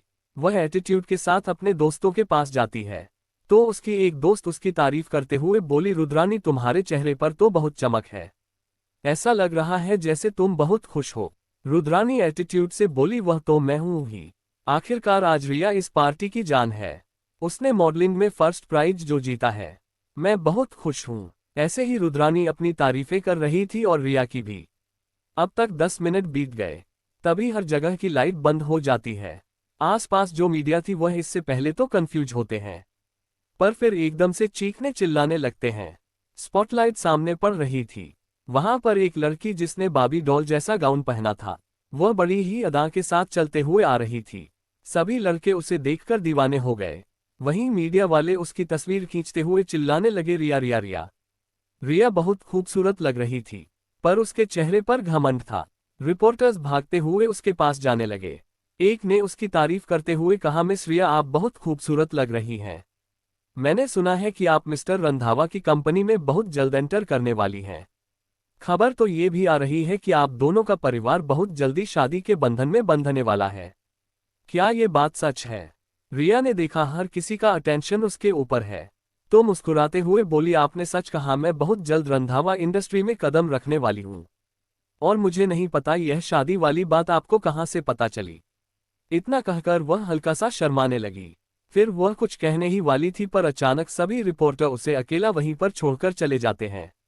सभी होटल के एंट्रेंस की तरफ भागने लगे। रिया जो कुछ कहने ही वाली थी, अचानक उसका चेहरा पीला पड़ गया। आसपास मौजूद लोग उस पर हंसने लगे। रिया का चेहरा शर्मिंदगी से झुक गया। तभी होटल के एंट्रेंस पर एक बेंटले कार आकर रुकी। मीडिया उसे घेर कर खड़ी हो गई, पर गार्ड्स ने जल्दी से सभी मीडिया वालों को दूर कर दिया। कपिल ने बैक सीट का डोर ओपन किया। तभी द्रांश एटीट्यूड के साथ अपने कोट के बटन लगाते हुए बाहर निकला। उसके चेहरे पर मास्क था, पर उसकी आंखें बहुत डरावनी थीं। वह इतना डरावना था कि सभी मीडिया वाले डर कर पीछे हो गए। सभी ने अपने कैमरे नीचे कर दिए थे। द्रांश ने कार के अंदर की तरफ देखा। लव बड़े ही अदा के साथ बाहर निकली। लव के चेहरे पर कॉन्फिडेंस झलक रहा था। वह बहुत खूबसूरत थी। वह द्रांश के बराबर में खड़ी हो गई। ये सब देखकर मीडिया वाले ही नहीं, वहां मौजूद हर कोई चौंक गया। सभी सदमे में थे। एक पल के लिए तो वहां पर शांति फैल गई। कई मीडिया वालों के हाथों से तो उनका कैमरा शूट करते हुए जमीन पर गिर गया। डॉक्टर ऋषि भी वहां मौजूद थे। वह हैरान होकर बोले, क्या मेरी आंखें खराब हो गई हैं? द्रांश एक लड़की को छू रहा है, मतलब वह किसी इंसान को छू रहा है, पर उसे कुछ भी नहीं हो रहा। क्या मैं डॉक्टर कहलाने के लायक भी हूं? इतना कहते ही वह अपनी आंखों को मसल कर देखते हैं। वहीं द्रांश जब देखता है कि हर कोई लव को अजीब नजरों से देख रहा है तो उसकी आंखों में गुस्सा झलकने लगा। पर लव को कोई फर्क नहीं पड़ रहा था। उसने द्रांश का हाथ पकड़ा और अंदर जाने लगी। पर अचानक ही द्रांश उसके बराबर में चलने लगा और लव के कमर में हाथ डाल देता है। लव उसकी इस हरकत से एकदम से चौंक जाती है। वह जैसे ही थोड़ा अंदर पहुंचे, रिया और रुद्रानी की नजर उन पर पड़ी तो उन दोनों का चेहरा काला पड़ गया। लव गुस्से में द्रांश को देखते हुए बोली, अपने हाथ हटाओ, यह क्या हरकत है। पर द्रांश कुछ नहीं बोला। उसने अपनी पकड़ उसके कमर पर और भी कस दी। लव जैसे ही उसके हाथ को हटाने की कोशिश करती है, द्रांश अपनी भारी आवाज में धीरे से उसके कान में बोला, अगर तुमने हाथ हटाने की हिम्मत की तो बेबी गर्ल मैं तुम्हें गोद में उठा लूंगा, फिर लोगों के सवालों का जवाब तुम देना। लव गुस्से से दांत पीस लेती है। वहीं रिया की नजर तो सिर्फ लव के कमर पर थी जिस पर द्रांश का हाथ था। वह अपने मुट्ठी कस लेती है और जलन से बोली, मिस्टर रंधावा तो किसी को छू नहीं सकते, फिर यह क्या है? क्या ऐसा हो सकता है कि उनकी बीमारी ठीक हो गई हो? इतना कहते ही उसकी आंखों में एक चमक आ गई और होठों पर मुस्कुराहट। रिया एटीट्यूड से अपने बालों को झटकते हुए आगे आए। उसने देखा हर कोई शॉक होकर अभी भी द्रांश और लव को देख रहे थे। रिया अदा के साथ द्रांश से कुछ दूरी पर खड़ी हो गई और उसकी तरफ बढ़ते हुए बोली, मिस्टर रंधावा क्या आपने मुझे पहचाना? उसने इतना कहा ही था कि तभी द्रांश उसके बगल से ही निकलते हुए चला गया। ये रिया के लिए बहुत बड़ी बेइज्जती थी। वह अपनी ड्रेस पर अपनी पकड़ कस देती हंग और आसपास देखती है तो लोग हंस रहे थे। वही लव के होठों पर भी मुस्कुराहट आ गई। लव भी एक लवी डवी कपल की तरह अपने हाथ को द्रांश की कमर पर रखते हुए मन में बोली, तो इसका मतलब रिया के दिल में भी कुछ कुछ होने लगा है। उसके दिल में लगी आग को अब मैं भड़काऊंगी। वह देखती है कि द्रांश के चेहरे पर कोई भाव नहीं था। वहीं रिया अपनी मुट्ठी कसते हुए दोनों को देख रही थी। पार्टी में एक आदमी मौजूद था जिसकी लस्ट भारी नजरें लव पर थीं। लव जानबूझकर गिरने का नाटक करती है। द्रांश जल्दी से उसकी कमर को पकड़कर उसे संभाल लेता है। इस वजह से दोनों बहुत करीब आ गए थे। लोग उनकी तस्वीर खींच रहे थे। पर रिया को बहुत गुस्सा आ रहा था। लव रिया को जलाने के लिए जानबूझकर द्रांश की बाहों में थी। पर जब उसने मिस्टर माहेश्वरी की नजरों को महसूस किया तो वह एकदम से उससे दूर हो जाती है। मिस्टर माहेश्वरी आगे आते हुए लव का हाथ पकड़कर बोले, लव चलो मैं तुम्हें बाकी लोगों से मिलवाता हूं। उन्होंने द्रांश को पूरी तरह से इग्नोर किया। लव ने उनका हाथ पकड़ लिया और उनके साथ जाने लगी। वही द्रांश के चेहरे पर भले ही कोई एक्सप्रेशन नहीं था मगर उसकी एक आईब्रो उठ गई थी जिससे साफ पता चल रहा था कि उसे यह पसंद नहीं आया। बाकी सब अभी भी शॉक में थे। उन्हें लग रहा था कि द्रांश की एलर्जी सही हो गई है। द्रांश की मॉम कुछ ही दूरी पर खड़ी थी। वह अपनी चमकती हुई आंखों से लव को देख रही थी। उनके होठों पर एक मुस्कुराहट थी और उनके साथ डॉक्टर ऋषि भी खड़े थे। मिसेज रंधावा ने बहुत यूनिक और पिंक कलर की साड़ी पहनी थी जिसमें वह बहुत खूबसूरत लग रही थी और जवान भी। उन्होंने द्रांश को हैरानी से देखते हुए कहा, क्या इसकी बीमारी सही हो गई है? क्या मैं एक बहू की उम्मीद कर सकती हूँ? कहते हुए वह जाती हुई लव को देख रही थी। ये सुनकर डॉक्टर ऋषि मुस्कुराने लगे। उन्होंने डेविल स्माइल करते हुए कहा, ऐसा हो सकता है, पर मैंने द्रांश के मुंह से इस लड़की को बेबी गर्ल कहते सुना है। आप समझ रही हैं ना, बात बेबी गर्ल तक आ गई है। इस बेबी गर्ल का एक बेटा भी है जो लगभग 3 साल का है। कहीं ऐसा तो नहीं कि द्रांश ने कोई कांड किया हो और आपको कोई खबर भी नहीं? वैसे भी वह अपनी चीजों को हमेशा सबसे छुपा कर रखता है। मिसेज रंधावा की आंखों में अब शक नजर आने लगा था। द्रांश को देखते हुए उन्होंने ऋषि के कंधे पर हाथ रखकर कहा, ऋषि यह जिम्मेदारी मैं तुम्हें देती हूँ। पता करके बताओ कि आखिर द्रांश के मन में चल क्या रहा है। इसके और उस लड़की के बीच क्या कुछ चल रहा है, क्योंकि इसने तो माहेश्वरी खानदान की बेटी से शादी करने से साफ मना कर दिया था। मिसेज रंधावा के मन में काफी कुछ चल रहा था। वहीं मिस्टर माहेश्वरी एक एक करके सभी को लव से मिलवा रहे थे। पर ये रिया को बिल्कुल भी अच्छा नहीं लग रहा था, इसलिए वह गुस्से से पूल साइड आ गई थी। उसके पीछे पीछे एक लड़का आया था। रिया गुस्से में पैर पटकते हुए बोली, कोई भी मेरा अटेंशन नहीं ले सकता है। ये सारी अटेंशन सिर्फ मुझे मिलनी चाहिए क्योंकि मैं इस इंडस्ट्री की क्वीन हूं। तभी कोई उसे कंधे पर हाथ रख देता है तो रिया चौंक जाती है। उसने अपने चेहरे को नॉर्मल किया और मुड़कर देखा तो उसके चेहरे पर बहुत ही मासूम वाले एक्सप्रेशन आ जाते हैं। उसकी आंखों में आंसू आ गए थे। ये देखकर उसके सामने खड़ा इंसान गुस्से में बोल उठा, रिया तुम्हें क्या हुआ है? तुम क्यों रो रही हो? कहते हुए वह उसके आंसू पोंछता है। तो रिया खुद को कमजोर दिखाने का नाटक करते हुए बोली, विशाल कुछ भी नहीं हुआ, मैं ठीक हूँ। वह एक्चुअली मेरी बहन काफी वक्त बाद मिली है। उसने कुछ भी नहीं किया मेरे साथ, मेरी ही गलती थी। उसने तो बस मेरा नया वाला रूम लिया था, जो मेरा ड्रीम रूम था। आज पहली बार उसके कारण डैडी ने मुझे डांटा, पर वह मासूम है, मैं समझ सकती हूँ। वह काफी वक्त तक घर से बाहर रही है। अचानक से वह घर आ गई तो शायद वह भी मुझे बहन एक्सेप्ट नहीं कर पाई है। रिया जानबूझकर इन शब्दों का इस्तेमाल कर रही थी। उसके सामने खड़ा विशाल, जो एक अमीर खानदान से था और रिया का बहुत अच्छा दोस्त था, उसकी नजरों में रिया काफी कमजोर और मासूम थी। विशाल गुस्से में बोला, क्या कहा तुमने? और तुम्हारे साथ इतना कुछ हो गया और तुमने हमें बताया क्यों नहीं? उस लड़की की इतनी हिम्मत कैसे हुई कि उसने तुम्हारा रूम ले लिया? तुम कितनी एक्साइटेड थी अपने रूम के लिए। आज तक अंकल ने तुम्हें कभी नहीं डांटा, और उसके आते ही उन्होंने तुम्हें इग्नोर कर दिया। उसे मैं एक अच्छा सा सबक सिखाऊंगा। रिया रोते हुए मासूमियत से बोली, नहीं ऐसा मत करना। वह मेरी बहन है, वह एक गांव में रहती थी, उसे ज्यादा समझ नहीं है। विशाल ने जैसे ही सुना कि लव गांव में रहती थी, वह घिन भरी आवाज में बोला, क्या इसका मतलब वह घटिया और गवार भी है? पर मैं उसे नहीं छोड़ने वाला। इतना कहते ही वह चला गया। रिया डेविल स्माइल करते हुए अपने आंसू पोंछकर अपने मन में बोली, लव अब तुम्हारे साथ जो कुछ भी होगा उसकी जिम्मेदार तुम खुद होगी। वहीं सभी को पता चल चुका था कि लव माहेश्वरी खानदान से थी। सभी उसकी खूबसूरती की तारीफ कर रहे थे। वहीं द्रांश सबसे कोने में एक लग्जरी सोफे पर बैठा था। वह अपनी जलती हुई नजरों से लव को देख रहा था। उसकी नजर सिर्फ लव की पतली कमर पर टिकी हुई थी। द्रांश अपनी टाई और भी ज्यादा ढीली कर लेता है। उसने वाइन का एक सिप लिया। तभी ऋषि उसके पास आकर उसे छेड़ते हुए बोला, ये बेबी गर्ल तो आज बहुत खूबसूरत लग रही है। ये ब्लैक साड़ी में सच में एक बेबी गर्ल लग रही है।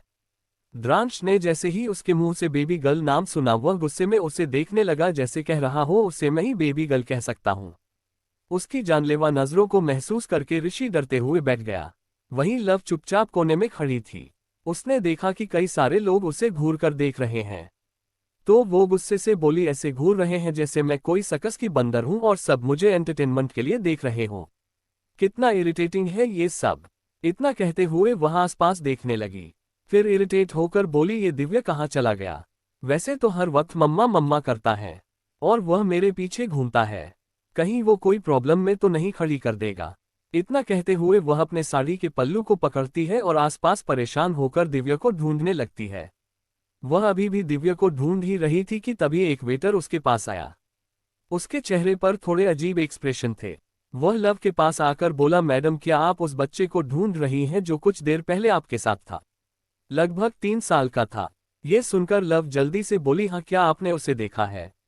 वह वेटर स्विमिंग पूल की तरफ इशारा करके बोला, उस तरफ मैंने उसे जाते हुए देखा था। ये सुनकर लव आंखें चढ़ाकर बोली, पता नहीं ये लड़का मेरे लिए क्या मुसीबत खड़ा कर रहा है, इसे तो मैं अभी बताती हूँ। इतना कहकर वह उस तरफ चली गई। वहीं वह वेटर डेविल स्माइल करके विशाल को देखता है। विशाल भी लव के पीछे पीछे चला जाता है। लव जैसे ही स्विमिंग पूल के पास पहुंचती है, वहां उसे कोई भी नहीं दिखता। लव आसपास गौर से देख रही थी। उसने खुद से कहा, यहां तो कोई भी नहीं है। कहीं उस वेटर ने मुझसे झूठ तो नहीं कहा, या उसे झूठ बोलने के लिए कहा गया। इतना कहते ही वह अपनी आंखें छोटी कर लेती है। लव को खतरा महसूस हो रहा था। उसने अपनी आंखें बंद की तो पिछले जन्म की कुछ यादें उसकी आंखों के सामने आने लगी कि कैसे इसी पार्टी में उसके साथ रिया के एक दोस्त ने जबरदस्ती करने की कोशिश की और सबके सामने यह जताता कि लव खुद उसके पास आई थी और लव ने उसके साथ जबरदस्ती की थी। उसी वक्त सभी लोगों ने लव के कैरेक्टर पर सवाल उठाया था, पर लव खुद को बेकसूर साबित नहीं कर पाई थी। तभी लव को महसूस हुआ कि कोई उसके पीछे खड़ा है, तो वह एकदम से अपनी आंखें खोलकर डेविल स्माइल करने लगती है। उसकी आंखों में एक शैतानी चमक थी। विशाल अपनी हवस भरी नजरों से लव को देख रहा था, क्योंकि वह एक प्लेबॉय था। वह लव की बॉडी को अजीब नजरों से देखते हुए उसके हाथ को अजीब तरह से छूने की कोशिश करता है, पर वह लव के हाथ को पूरी तरह से छू पाता उससे पहले ही लव हल्का सा मूव करती है और अपनी कोहनी को विशाल के सीने पर रखते हुए हल्का सा झुकती है और एकदम से उसे उठाकर अपने सामने पटक देती है। ये सब इतनी जल्दी होता है कि विशाल कुछ रिएक्ट ही नहीं कर पाता। विशाल को अपने पेट में बहुत तेज दर्द हो रहा था। उसकी जान ही निकल गई थी। वहीं लव के होठों पर एक डेंजरस मुस्कुराहट थी। दूसरी तरफ रिया को सारा प्लान पता था कि विशाल क्या करने की कोशिश कर रहा है। वह मिस्टर माहेश्वरी को देखते हुए मन में बोली, मुझे कैसे भी करके डैड को और बाकी सबको वहां लेकर जाना होगा ताकि मैं इस लव का चैप्टर क्लोज कर सकूं। कहते हुए वह हंसने लगी। वही दिव्य जो थोड़ी देर पहले ही लव के पास से भाग गया था, वह लव के लिए आइसक्रीम लेने गया था, पर जब वापस आया तो उसे लव कहीं भी नहीं दिखी। लव के ना रहने से वह हमेशा रोने लगता था, इसलिए वह फिर से रोने लगा। आसपास बहुत ही शोर शराबा था। मिस्टर माहेश्वरी दूसरी साइड थे, इसलिए उन्होंने दिव्या को नहीं देखा। दिव्या अपने हाथ में आइसक्रीम को पकड़कर रो रहा था। लव, आप कहाँ चली गई दिव्या को छोड़कर? वह रोते हुए आसपास देख रहा था। रुद्रानी ने उसे देखा था, मगर वह इग्नोर कर देती है। दिव्या रोते हुए द्रांश और ऋषि के पास पहुंच जाता है। ऋषि उसे देखते ही मुंह बनाकर बोला, ये बच्चा हमेशा रोता क्यों रहता है? कितना रोतला बच्चा है। तभी दिव्या उनके पास से गुजरते हुए आसपास देख रहा था। वो ऐसे रहा था जैसे कि लव उसे हमेशा के लिए छोड़कर चली गई हो। ऋषि उसे बुलाता है, छोटे बच्चे इधर आओ, और क्यों रो रहे हो? दिव्या ने द्रांश को देखा तो और जोर से रोते हुए बोला, लव चाहिए। ऋषि मुंह बनाकर बोला, एक छोटे छोटे बच्चों को भी लव चाहिए? हे भगवान, क्या दिन आ गए हैं। ऋषि ने पहले द्रांश को गुस्से में देखा, फिर दिव्या से बोला, वह कहाँ है? दिव्या की आंखों से बड़े बड़े आंसू निकल रहे थे, उसकी सांस फूलने लगी थी। अब ये देखकर ऋषि परेशान होकर बोला, चलो मैं तुम्हारी लव को ढूंढने में मदद करता हूँ, अब रोना बंद करो। वह दिव्या को गोद में उठाकर लव को ढूंढने लगा। द्रांश कुछ सोच रहा था, उसने ठंडी नजरों से आसपास देखा, फिर वह भी खड़ा हुआ और वहां से चला गया। दूसरी तरफ विशाल अभी भी जमीन पर पड़ा था। उसने गुस्से में लव को देखते हुए कहा, तुम्हारी इतनी हिम्मत! पहले मैंने सोचा था तुम्हारे साथ प्यार से पेश आऊंगा, पर लगता है कि तुम इसके लायक नहीं हो। इतना कहते ही वह खड़ा हो जाता है। उसने एकदम से लव के कंधे को पकड़ लिया और डेविल स्माइल करके कहा, आज मैं तुम्हारी इस साड़ी को पूरे पार्टी के सामने उतारूंगा। मैं भी देखता हूं कि कौन तुम्हें बचाता है। इतना कहते हुए विशाल की आंखों में हवस के साथ बदले की आग नजर आने लगी। लव अपनी आंखें छोटी करके विशाल को देख रही थी। उसके होठों पर एक शैतानी मुस्कुराहट थी। वहीं दूसरी तरफ रिया परेशान होने का नाटक करते हुए मिस्टर माहेश्वरी से बोली, डैडी लव कहाँ है? मुझे उसकी बहुत चिंता हो रही है। उसने आज तक कभी भी ऐसी पार्टी अटेंड नहीं की होगी, इसलिए हमें उसका ध्यान रखना चाहिए। ये सुनकर मिस्टर माहेश्वरी की आईब्रो ऊपर हो गई। उन्हें भी लव की चिंता होने लगी थी। वह आसपास लव को ढूंढने लगते हैं। रिया जानबूझकर एक वेटर को रोकती है, जिसने लव को पूल साइड जाने के लिए कहा था। उसने फिक्र भरी आवाज से पूछा, क्या तुमने मेरी बहन को देखा है? उसने ब्लैक कलर की साड़ी पहनी थी। वेटर पहले तो घबराया, मगर फिर रिस्पेक्ट से बोला, यस, मैंने ऐसी एक लड़की को पूल साइड जाते हुए देखा था, किसी लड़के के साथ। रिया उसे जाने का इशारा करती है। उसने शॉक होकर मिस्टर माहेश्वरी से कहा, डैडी हमें जल्दी जल्दी देखना पड़ेगा, कहीं लव किसी मुसीबत में तो नहीं है। मिस्टर माहेश्वरी भी परेशान होकर पूल की तरफ भागे। रिया ने अपनी आवाज को तेज रखा था, इसलिए कई लोगों ने उसकी बात सुन ली थी। सभी कंफ्यूज होकर एक दूसरे को देखते हैं, पर जब उन्होंने मिस्टर माहेश्वरी को इतनी जल्दी भागते हुए देखा तो वो सभी भी भागते हुए पूल साइड जाने लगे। जैसे ही सभी पूल साइड पहुंचते हैं, सभी की आंखें हैरानी से बड़ी हो जाती हैं। मिस्टर माहेश्वरी गुस्से में बोले, लव। वही रिया के चेहरे का रंग उड़ गया था। सामने विशाल ने हंसते हुए लव का पल्लू पकड़ा हुआ था। लव के माथे से खून बह रहा था। वह बेबस और कमजोर लग रही थी। उसकी आंखों में आंसू थे और वह खुद को छोड़ देने की भीख मांग रही थी। पहले तो विशाल को लगा कि वो लव का आसानी से फायदा उठा लेगा, मगर जब मिस्टर माहेश्वरी की गुस्से भरी आवाज वहां गूंजी तो विशाल के चेहरे का रंग उड़ गया। वही लव के होठों पर शातिर मुस्कुराहट आ गई। लव जोर से विशाल को धक्का देते हुए मुड़ी और एकदम से मिस्टर माहेश्वरी के गले लग गई। वह बुरी तरह रो रही थी। मिस्टर माहेश्वरी अपनी लाल आंखों से विशाल को देख रहे थे। विशाल जल्दी से अपने सेंसेस में वापस आते हुए बोला, अंकल ऐसा कुछ भी नहीं था, मैंने कुछ भी नहीं किया है। ये सब कुछ इस लड़की का किया धरा है। यही मुझे बहकाने की कोशिश कर रही थी। इसी ने मुझे यहाँ पूल साइड बुलाया था। विशाल के चेहरे पर डर के मारे पसीना निकल रहा था। लव रोते हुए अपने आंसू पोंछती है और अपनी डरी हुई आवाज में बोली, बड़े पापा ये झूठ बोल रहा है, मैं तो दिव्या को ढूंढ रही थी। तब एक वेटर ने मुझसे कहा कि दिव्या यहाँ पर है, पर मैं जैसे ही यहाँ आए यह मेरे साथ बदतमीजी करने लगा। इसने कहा कि अगर मैंने इसकी बात नहीं मानी तो यह मेरी जिंदगी बर्बाद कर देगा। इसने कहा कि माहेश्वरी खानदान इसके आगे कुछ भी नहीं है। अगर मैंने इसे अपने साथ कुछ भी करने नहीं दिया तो यह आपको भी बर्बाद कर देगा। मुझे नहीं पता था कि यहाँ के लोग इतने बुरे होते हैं, वरना मैं यहाँ कभी नहीं आती। उसके इस तरह रोने से मिस्टर माहेश्वरी उसके सर पर हाथ फेरते हुए उसे शांत करते हैं। वहीं रिया को ये सब बिल्कुल भी पसंद नहीं आ रहा था। वह गुस्से में विशाल को देखती है, मगर फिर विशाल की साइड लेते हुए बोली, डैडी मुझे लगता है कोई गलतफहमी हुई होगी। विशाल बहुत अच्छा लड़का है, हम सालों से दोस्त हैं, मैं उसके कैरेक्टर को बहुत। मगर तभी मिस्टर माहेश्वरी उसे हाथ दिखाकर रोकते हुए गुस्से में बोले, मुझे नहीं पता था कि तुमने ऐसे बदतमीज दोस्त भी बना रखे हैं। क्या तुम ऐसे दोस्त बनाती हो? मिस्टर माहेश्वरी की गुस्से भरी आवाज सुनकर रिया की बोलती बंद हो गई, मगर वह उन्हें समझाते हुए बोली, लेकिन डैडी। मगर मिस्टर माहेश्वरी उसकी कोई बात नहीं सुनते हैं। वह लव के आंसू पोंछते हुए नम आवाज में बोले, तुम चिंता मत करो लव, तुम्हारे बड़े पापा तुम्हारे साथ हैं। जिस किसी ने भी तुम्हें नुकसान पहुंचाने की कोशिश की है मैं उसे छोड़ूंगा नहीं। इतना कहते ही वह लव के आंसू पोंछते हैं और गुस्से में विशाल की तरफ बढ़ते हुए उसे एक जोरदार थप्पड़ मार देते हैं। इस थप्पड़ की गूंज हर कोई सुन सकता था। रिया चौंक जाती है। तभी विशाल गुस्से से बोला, आपने यह अच्छा नहीं किया अंकल, मैं एक शरीफ घर का बेटा हूँ। ये लड़की मुझे फंसा रही है। इसने मुझे कहा कि मैं इसके साथ एक रात गुजारूं। यही नहीं, यह मेरे जरिए एंटरटेनमेंट इंडस्ट्री में जाना चाहती थी।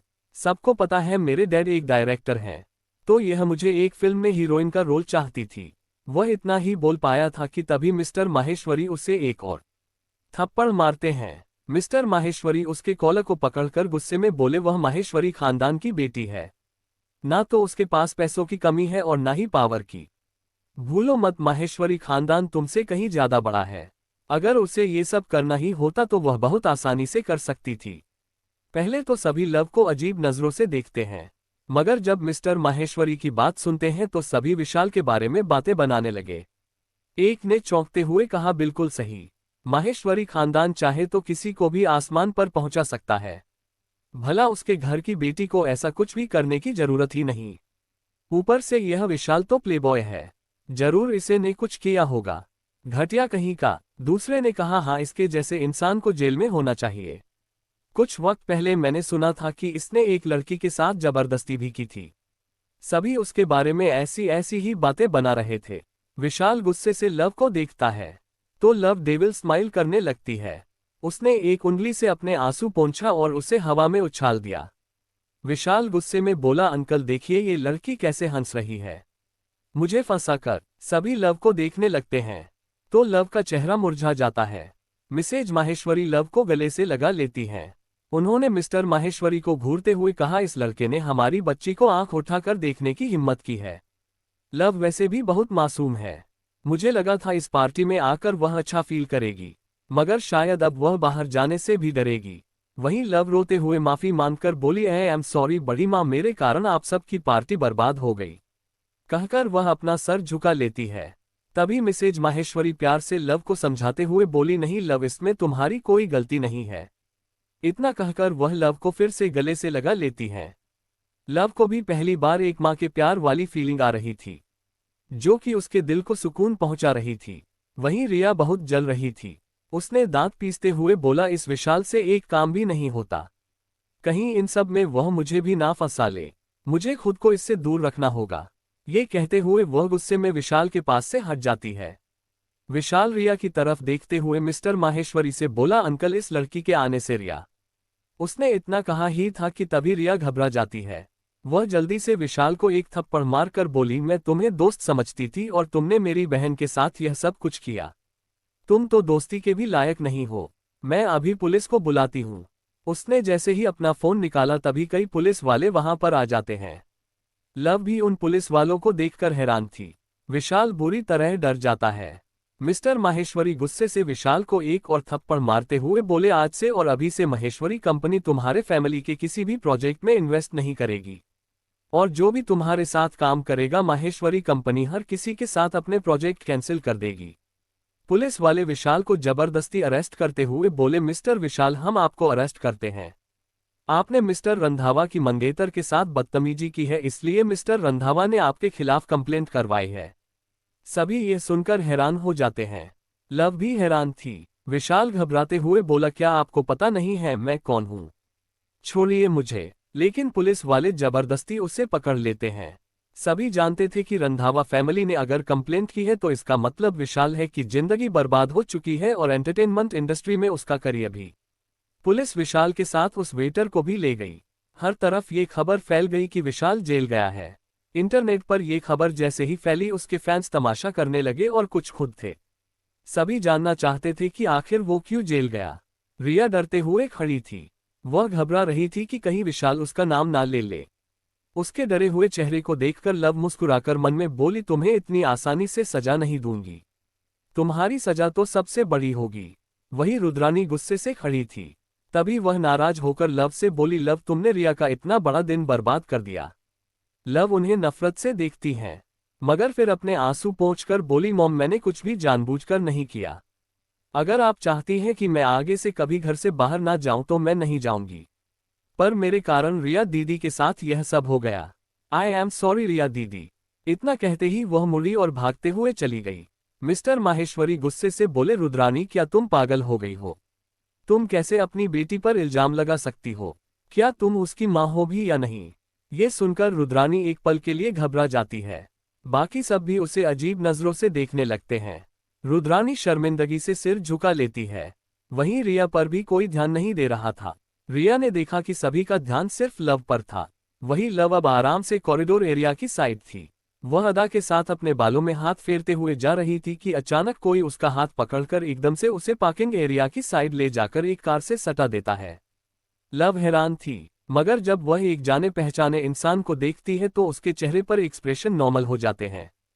क्योंकि सामने द्रांश था। द्रांश उसे ऊपर से नीचे तक देखकर कोल्ड टोन में कहता है, तुम सच में ब्लैक मैजिक करना बहुत अच्छे से जानती हो। क्या तुमने उस लड़के पर भी कोई माया किया था जो वह तुम्हारे पीछे पीछे आ गया? और तुम्हें देखकर तो ऐसा नहीं लग रहा कि तुम्हारे साथ कुछ गलत हुआ है। फिर वह थोड़ा सा लव की तरफ झुकते हुए अपनी शक भरी नजरों से उसे देखकर बोला, क्या तुमने उसे फंसाया है? उसके इस तरह करीब आने से लव अपनी एक उंगली को उसके सीने पर रख देती है। उसे अजीब सा एहसास हो रहा था मगर उसने खुद को रोका। फिर वह अपना पल्लू उठाकर द्रांश के चेहरे की तरफ देखते हुए मुस्कुराकर बोली, चाहो तो तुम भी मेरा पल्लू पकड़कर देख सकते हो जैसे उसने पकड़ा था, पर चिंता मत करो, मैं तुम्हें नहीं मारूंगी। आखिरकार तुम तो मेरे अपने हो ना। उसने ये सब बहुत ही फ्लटिंग आवाज में कहा था। एक पल के लिए द्रांश का दिल धड़कने लगा, पर जल्दी ही उसकी आंखों में गुस्सा दिखने लगा। वह उसके गालों को दबाकर गुस्से से बोला, क्या तुम हर किसी के साथ ऐसे ही चिपकने की कोशिश करती हो? क्या पता तुमने उसे अपना पल्लू पकड़ने को कहा हो। लव आंखें चढ़ाते हुए उसे हल्का सा खुद से दूर करके मुस्कुराकर बोली, यह ऑफर सिर्फ तुम्हारे लिए है।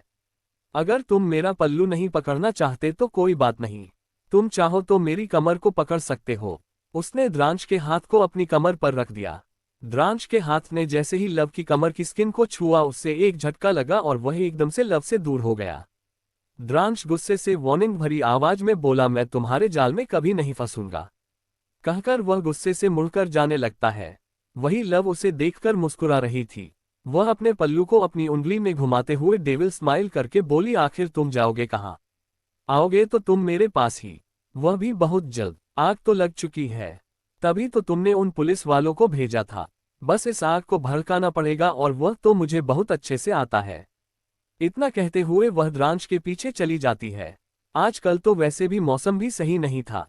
वहीं मिसेज महेश्वरी को लगा कि लव बहुत टेंशन में थी, इसलिए ड्राइवर के साथ घर चली गई।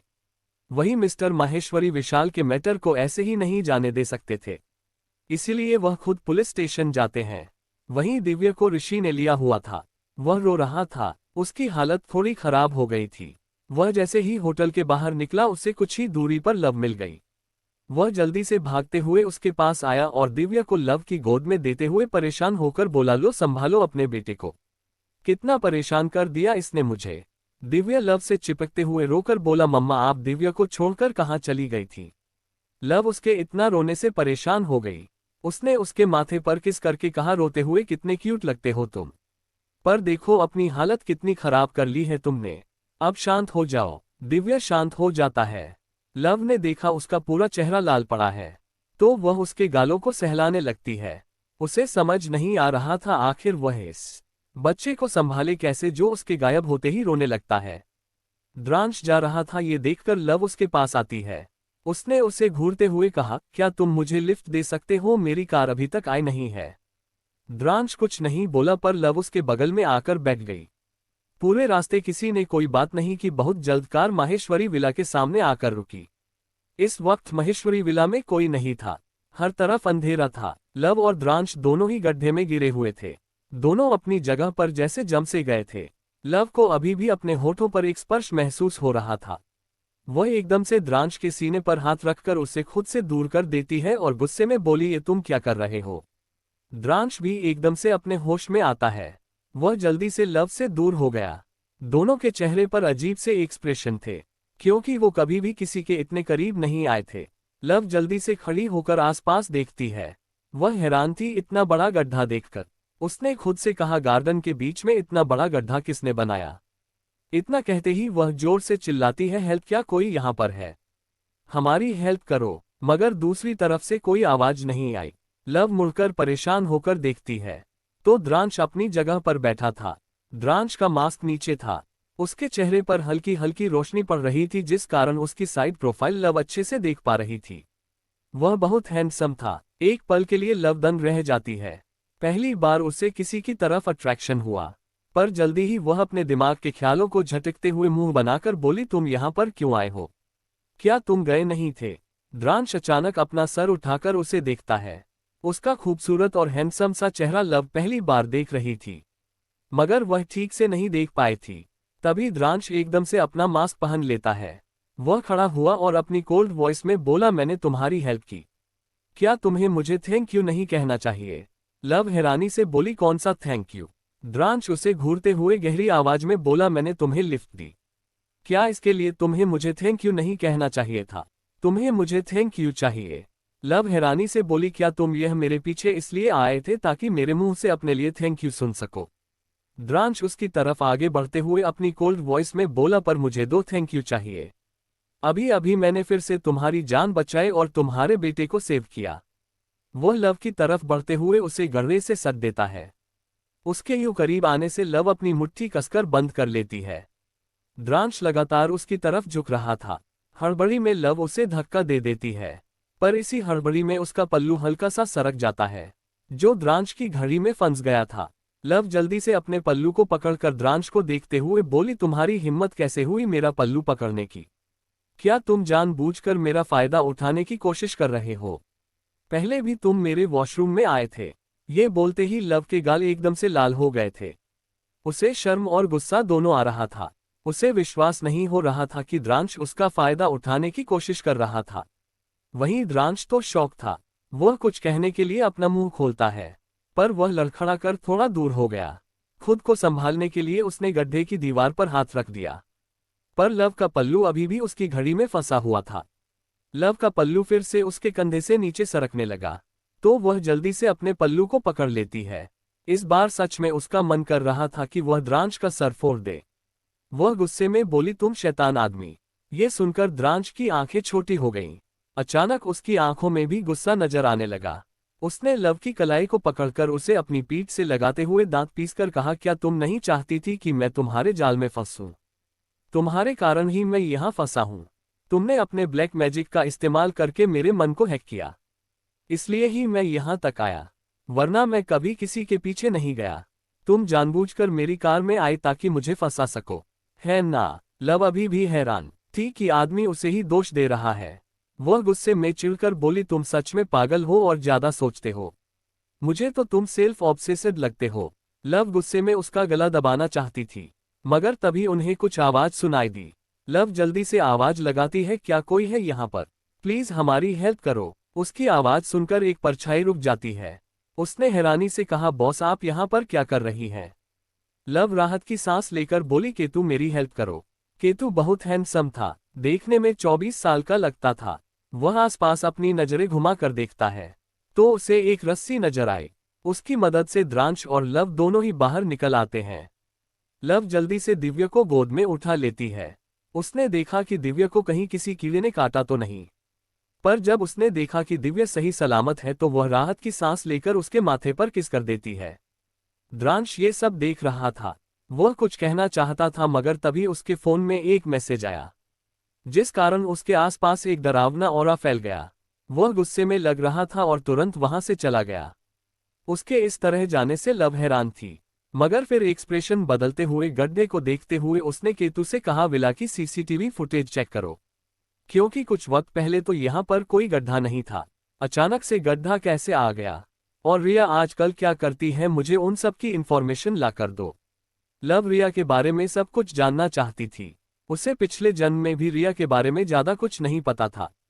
केतु सीरियस होकर बोला, यस बॉस, कहकर फिर वह वहां से चला जाता है। लव दिव्या को लेकर रूम में आ गई। उसने खुद को साफ किया, फिर दिव्या को भी नई ड्रेस पहनाकर बट पर लेट गई। पर बार बार उसे द्रांश का टच याद आ रहा था, जिस कारण वह सो नहीं पा रही थी। जैसे ही उसने आंखें बंद की अचानक उसे एहसास हुआ कि कोई उसे किस कर रहा है। वह चौंकते हुए उठकर बैठ गई, लेकिन आसपास कोई नहीं था। उसने अपने होठों पर हाथ रख लिया। उसे बार बार द्रांश के होठों का एहसास हो रहा था।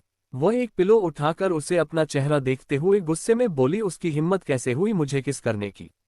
पिछले जन्म में भी उसने मुझे किस किया था, मैं उसे छोड़ूंगी नहीं। लव पूरी रात सोने की कोशिश करती है, पर द्रांश के किस और उसके हैंडसम से चेहरे को वह भूल नहीं पा रही थी, इसलिए वह रात भर नहीं सो पाए। अगली सुबह लव रोज की तरह जॉगिंग करती है। वह तैयार होकर दिव्या को भी तैयार करके नीचे आ गई। उसने आज अनारकली सूट पहना था, जिसमें वह बहुत खूबसूरत लग रही थी। दिव्या ने शॉर्ट्स और शर्ट पहना था। वह जैसे ही नीचे पहुंची पूरा परिवार डाइनिंग टेबल पर इकट्ठा था। लव की आंखों के नीचे डार्क सर्कल थे। लव ने मुस्कुराते हुए मिस्टर माहेश्वरी और मिसेज महेश्वरी को गुड मॉर्निंग विश किया, फिर मुस्कुराते हुए बैठ गई। मिस्टर माहेश्वरी उसकी चिंता करते हुए बोले, लव क्या तुम कल की बात को लेकर अभी भी परेशान हो? तुम्हें डरने की जरूरत नहीं है, हम सब तुम्हारे साथ हैं। सभी लव को देखने लगे। मिसेज माहेश्वरी उसकी आंखों के नीचे डार्क सर्कल देखकर परेशान होकर बोली, लव क्या तुम रात भर सो नहीं पाए? तुम चिंता मत करो, अब तुम्हें कोई परेशान नहीं करेगा। हम विशाल को नहीं छोड़ेंगे।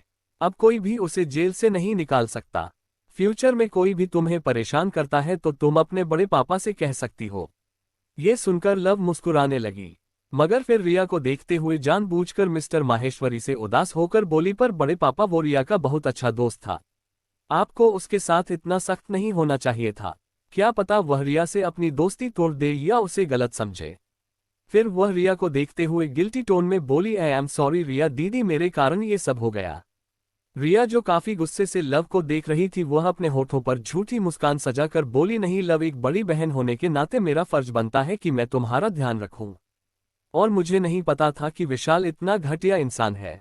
मिस्टर माहेश्वरी उसे डांटते हुए बोले, आगे से ऐसे दोस्त बिल्कुल मत बनाना। रिया बहुत ही प्यार से बोली, डैडी मुझे नहीं पता था वह ऐसा होगा। वह बहुत ही मासूम लग रहा था। अजय जी उसके सिर पर हाथ रखकर मिस्टर माहेश्वरी से बोले, क्यों बच्चे को डांट रहे हैं? वह कितनी मासूम है। जरूर उस विशाल ने हमारी रिया का फायदा उठाया होगा। और वैसे भी आज रिया का शूट है। ये सुनकर लव डेविल स्माइल करती है। फिर अचानक रिया एक छोटे बच्चे की तरह जिद करते हुए मिस्टर माहेश्वरी का हाथ पकड़कर बोली, डैडी क्या मैं लव को अपने साथ लेकर जा सकती हूँ? मैं उसे वहां अपने दोस्तों से भी मिलाऊंगी, शायद लव को भी अच्छा लगे। मिस्टर माहेश्वरी अपना सिर हिला देते हैं तो रिया डेविल स्माइल करके मन में बोली, अब तुम देखो मैं तुम्हारे साथ क्या करती हूँ।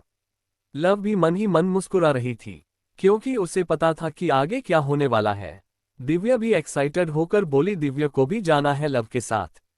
वह उम्मीद से लव को देखता है तो लव मुस्कुराते हुए उसके बालों में हाथ फेर देती है। ब्रेकफास्ट के बाद सभी ऑफिस चले जाते हैं और रिया लव और दिव्या के साथ होटल डायमंड आ जाती है। जैसे ही वह लोग अंदर गए, इत्तेफाक से द्रांश अपने गार्ड्स के साथ वहां पहुंच गया। गार्ड्स ने उसे चारों तरफ से घेरा हुआ था, मगर उसके कपड़ों पर लगा खून साफ नजर आ रहा था। उसकी आंखें खून की तरह लाल थीं। द्रांश कुछ देर बाद एक प्राइवेट रूम में पहुंच गया। लव ठीक उसके बगल वाले रूम में थी। लव दिव्या को अपनी गोद में बैठाते हुए उसके दोनों हाथों को पकड़कर सख्त आवाज में बोली, इधर उधर बिल्कुल मत भागना और किसी को परेशान मत करना। पिछली बार जब तुम एक होटल में आए थे तो तुमने ढेर सारे कंचे फेंक कर कई लोगों को गिरा दिया था। और कई लोगों के प्राइवेट रूम में जाकर उनका सारा खाना खराब कर दिया था। इस बार तुम ऐसा कुछ भी नहीं करोगे। दिव्या इनोसेंट फेस बनाकर बोला, पर मम्मा दिव्या बहुत इनोसेंट है, वह लोगों को परेशान नहीं करता। लव उसे घूरते हुए बोली, तुम कितने इनोसेंट हो यह मैं बहुत अच्छे से जानती हूँ, इसलिए चुपचाप गार्डन में जाना, वहां पर तुम्हें राहु और केतु मिलेंगे। तुम गार्डन में ही खेलना और रोते हुए मुझे ढूंढने मत लग जाना। ओके, दिव्या एक अच्छे बच्चे की तरह बोला, यस सर कहकर उसने सैल्यूट किया तो लव उसके सिर पर हाथ मार देती है। दिव्या रूम से भागते हुए सीढ़ियों के पास आता है। उसे वहीं पर केतु मिल गया था। वह उसे गोद में उठाकर नीचे आ जाता है। वहीं एक रूम में रिया बैठी हुई थी। उसके सामने 40 से 45 साल का एक आदमी बैठा हुआ था जो काफी मोटा था और सांवला रंग का था। वह रिया को ऊपर से नीचे तक देख रहा था। रिया गुस्से से बोली, डायरेक्टर अशोक मैंने कहा ना, जैसा आप बोल रहे हैं मैं वैसा नहीं कर सकती। डायरेक्टर अशोक जाने माने डायरेक्टर थे, उनकी फिल्में हमेशा हिट जाती थीं। डायरेक्टर अशोक उसे हवस भरी नजरों से देखते हुए वाइन का एक घूंट भरकर बोले, सोच लो, मैं तुम्हें और भी ज्यादा फेमस बना सकता हूँ। बस एक रात की बात है, हमने जो किया वह कभी भी बाहर नहीं जाएगा और तुम्हें भी फेम मिल जाएगा। सोच लो, आज तुम्हारा शूट भी है, मैं उससे भी तुम्हें निकाल दूंगा। रिया बहुत ही ज्यादा परेशान हो गई, पर अचानक उसकी आंखों में एक चमक आ गई और वह डेविल स्माइल करके बोली, डायरेक्टर अशोक मेरी बहन ये काम बहुत अच्छे से कर सकती है।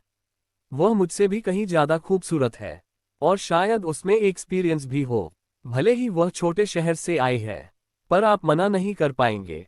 इतना कहकर उसने लव की तस्वीर उन्हें दिखाई, जो कल की पार्टी की थी। उस ब्लैक कलर की साड़ी में लव बहुत खूबसूरत लग रही थी। डायरेक्टर अशोक ने जैसे ही ये देखा उनका दिल लव पर आ गया। वह तुरंत रिया के फोन को पकड़कर गंदे तरीके से हंसते हुए बोले, मुझे मंजूर है। रिया के होठों पर डेविल स्माइल आ गई। रिया अपने असिस्टेंट को देखते हुए बोली, क्या लव अभी भी वहां मौजूद है? क्या तुमने वह किया जो मैंने कहा था? उसकी असिस्टेंट खुश होकर बोली, रिया तुमने जैसा कहा था मैंने वैसा कर दिया है। अब तक तो उसने जूस भी पी लिया होगा और बेहोश भी हो गई होगी। सभी की आंखों में एक चमक आ गई। डायरेक्टर अशोक ने खुशी के मारे बहुत ज्यादा वाइन पी ली। अब वह ठीक से चल भी नहीं पा रहे थे। रिया डेविल स्माइल करके अपने पस को उठाते हुए एटीट्यूड से बोली, श्रद्धा जाओ और लव को यहाँ लेकर आओ, ताकि वह गवार मेरे थोड़े काम आ सके और मुझे ये फिल्म मिल सके। फिर वह डायरेक्टर अशोक से मुस्कुराते हुए बोली, मुझे भूलिएगा मत और अपने वादे को भी। अब मैं शूट पर चलती हूँ। इतना कहते ही वह एटीट्यूड के साथ वहां से चली जाती है।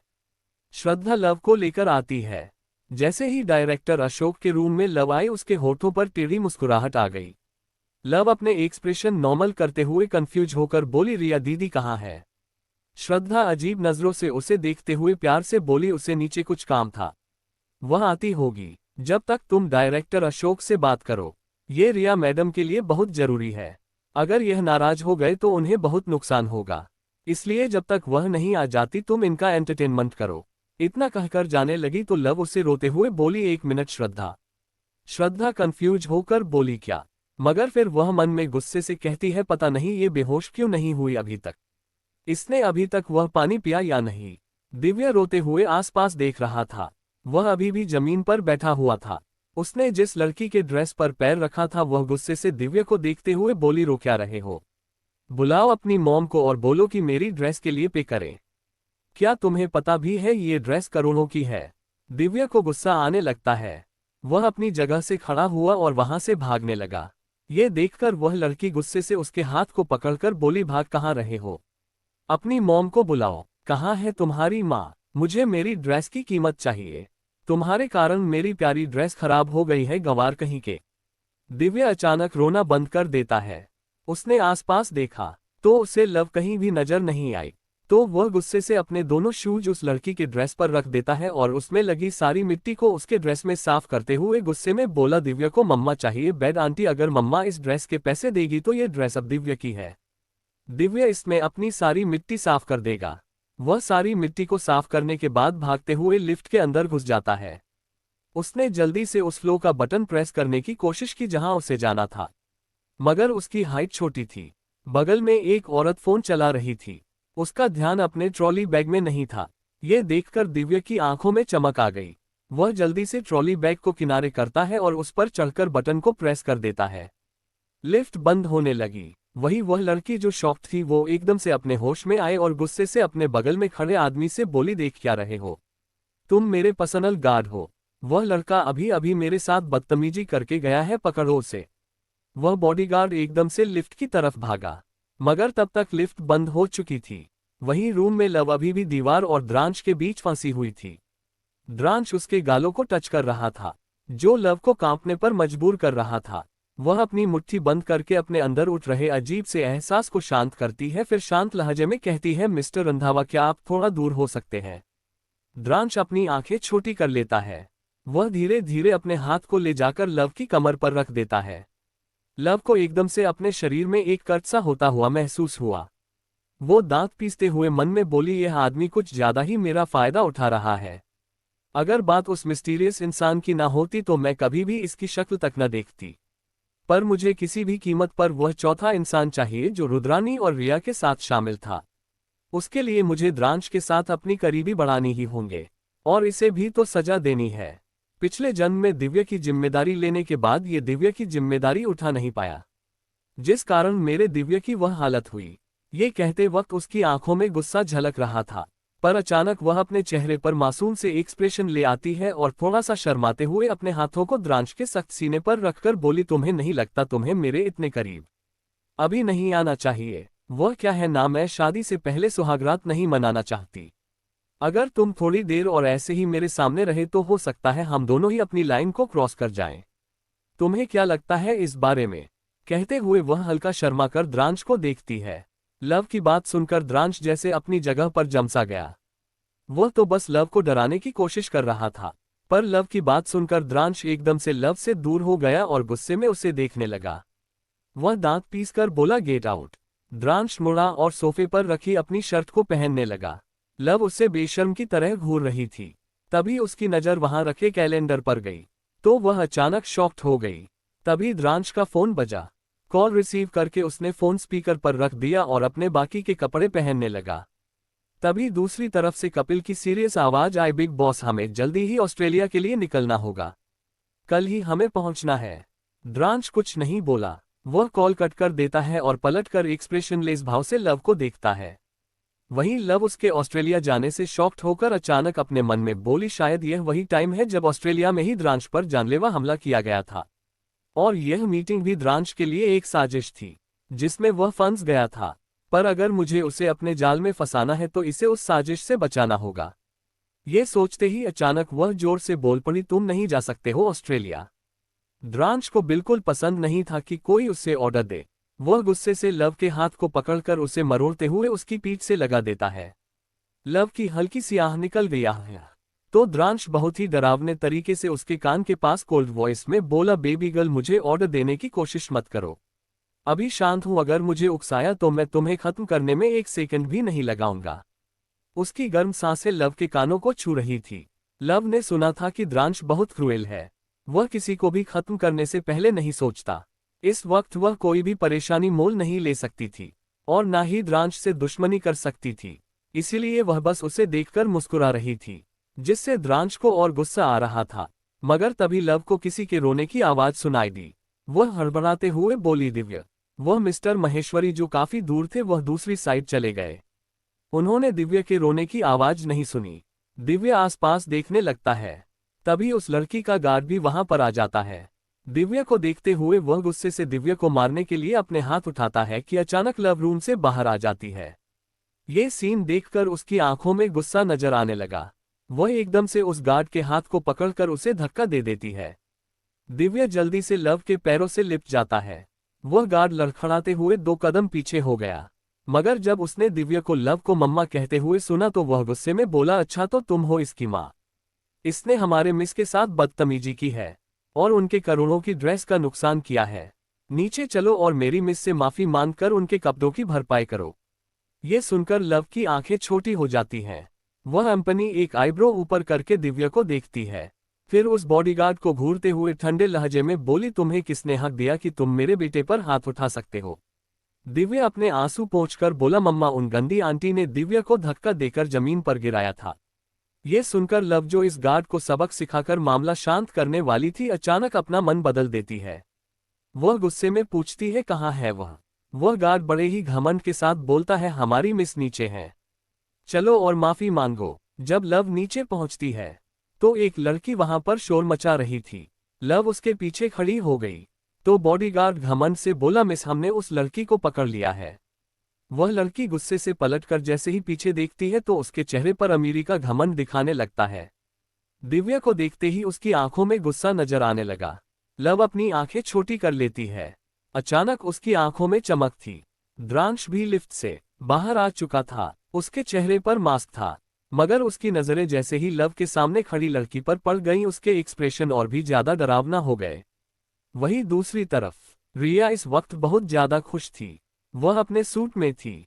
वह इस वक्त मेकअप रूम में बैठी थी और बार बार अपने फोन को चेक करते हुए मन में बोली श्रद्धा ने अब तक जरूर अपना काम कर दिया होगा। बस कुछ घंटे उसके बाद लव तुम्हारी जिंदगी बर्बाद हो जाएगी और मुझे मेरी करियर की सबसे बड़ी फिल्म मिल जाएगी। पर मैं इंतजार नहीं कर पा रही हूं कि कब मुझे गुड न्यूज मिले। उसके बाद मिस्टर रंधावा से शादी भी मैं ही करूंगी। अगर वह तुम्हें छू सकते हैं तो मतलब मुझे भी छू सकते हैं।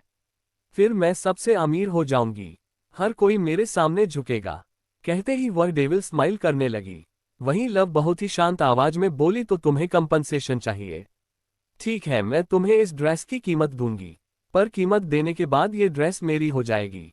मुझे बिल्कुल पसंद नहीं कि कोई मेरी चीजों को पहने, इसलिए तुम्हें इसी वक्त मेरी ड्रेस को उतार कर मुझे देना होगा। ये सुनकर वहां मौजूद हर कोई शॉक हो जाता है, पर लव को इससे कोई फर्क नहीं पड़ रहा था। लव एक टक सामने देख रही थी। लव के होठों पर एक मुस्कुराहट थी। दिव्या लव के कंधे पर अपना सिर रखकर गुस्से से सामने खड़ी लड़की को देख रहा था। सामने खड़ी लड़की के चेहरे पर बहुत घमंड था। उसने जब लव के साधारण कपड़े देखे तो उसे लगा कि लव बस शो ऑफ करने के लिए सब कुछ बोल रही है, असल में तो उसके पास पैसे ही नहीं है। वह लड़की अपने गुस्से को शांत करते हुए अपने हाथ बांध लेती है और डेविल स्माइल करके बोली क्या कहा तुमने? तुम मेरी ड्रेस की कीमत दोगी? क्या तुम्हें पता है ये ड्रेस कितने की है? क्या सच में तुम्हारे पास इतने पैसे हैं कि तुम मुझे दे सको? बॉडीगार्ड भी घमंड से लव को देखने लगता है। लव के चेहरे के एक्सप्रेशन नहीं बदले। उसने मजाक उड़ाते हुए कहा कहीं तुम्हें डर तो नहीं लग रहा कि अगर मैंने तुम्हें इस ड्रेस की कीमत दे दी फिर तुम्हें सबके सामने अपनी ड्रेस उतारनी होगी? सामने वाली लड़की भड़क गई। वह अपनी मुट्ठी कसते हुए गुस्से में बोली क्या तुम्हें पता है मैं लावण्या हूं। मेरा और रंधावा खानदान का एक गहरा रिश्ता है। जो भी रंधावा परिवार के खिलाफ जाता है वह कभी भी इस शहर में चैन से जी नहीं पाया। तो तुम्हें क्या लगता है तुम मुझे आसानी से धमका सकती हो? चलो अब जल्दी से मेरी ड्रेस की कीमत दो वरना अभी और इसी वक्त अपने घुटने टेक कर मुझसे माफी मांगो और जिंदगी भर के लिए मेरी नौकरानी बन जाओ। मैं तुम्हें माफ कर दूंगी और तुम्हारे बेटे को भी। चलो अब जल्दी कीमत दो वरना मुझसे माफी मांगो। लव के चेहरे के एक्सप्रेशन थोड़े से डार्क हो गए। वह अपने पैंट की जेब में एक हाथ डालते हुए बोली और अगर मैं माफी मांगने से इनकार कर दूं तो? लावण्या एटीट्यूड से बोली क्या तुम्हें डर है कि तुम पैसे नहीं दे सकती? वैसे तुम काफी जवान हो, पैसे के लिए अपने शरीर का भी इस्तेमाल कर सकती हो। इतना कहकर लावण्या मुस्कुराने लगी। लव ने दिव्या को देखा। उसने दिव्या को नीचे उतार दिया और उसके गालों को सहलाते हुए बोली बच्चों को बड़ों की लड़ाई नहीं सुननी चाहिए। बाहर जाओ और राहु केतु के साथ गार्डन में खेलो, मैं बस कुछ देर में आती हूँ। लव को लगा जिस तरीके से लावण्या बात कर रही है उसका दिव्या पर बहुत गलत असर पड़ेगा, इसलिए वह उसे भेज देना चाहती थी। लावण्या एक कदम आगे आते हुए हंसकर बोली क्या हुआ? क्या तुम्हें बर्दाश्त नहीं हो रहा कि तुम्हारा बेटा तुम्हारी सच्चाई जान रहा है? आखिर उसे भी तो पता होना चाहिए कि वह किसका बेटा है। शायद उसके पास तो पिता भी नहीं होगा। पता है ऐसे बच्चों को समाज में क्या कहते हैं? ऐसे बच्चों को नाज। उसने इतना कहा ही था कि तभी लव जो अब गुस्से में आ चुकी थी उसने अपने उल्टे हाथ से ही लावण्या के गाल पर थप्पड़ मार दिया। हर कोई शॉक्ड था। लावण्या को विश्वास नहीं हो रहा था कि किसी ने उसे थप्पड़ मारा है। लव की आंखों में एक पल के लिए नफरत नजर आई। उसे याद आया कि पिछले जन्म में कैसे लावण्या ने रिया के साथ मिलकर उसे परेशान किया था, क्योंकि लावण्या रिया की बेस्ट फ्रेंड थी। उसे थप्पड़ मारकर लव को थोड़ा अच्छा फील हो रहा था। लव ने अपने होठों को खोला और ठंडी आवाज में कहा अगर तुम्हारे अंदर हिम्मत है तो मेरे बेटे के बारे में एक और गलत शब्द बोलकर दिखाओ। इसकी गारंटी मैं लेती हूं कि इस दुनिया का बड़ा सा बड़ा आदमी ही क्यों ना तुम्हें बचाने आ जाए, पर फिर भी वह तुम्हें बचा नहीं पाएगा। और वो तुम खुद हो जिसे अपने पिता का असली नाम तक नहीं पता। और जिसके पैर कीचड़ में होते हैं वह दूसरों पर कीचड़ नहीं उछालता। लावण्या ने लव को ऐसे देखा जैसे वह अभी और इसी वक्त लव को जान से मार देगी। वह आसपास देखती है तो सभी मुंह छुपाकर हंस रहे थे। लावण्या दांत पीसकर बोली, तुम्हें मुझे थप्पड़ मारने की हिम्मत कैसे हुई? तुमने मुझे कैसे मारा? लव मुस्कुराकर बोली, क्या तुम्हें जानना है मैंने तुम्हें कैसे मारा? इतना कहकर वह एक और थप्पड़ लावण्या के गाल पर मारते हुए बोली, बिल्कुल ऐसे ही मारा है।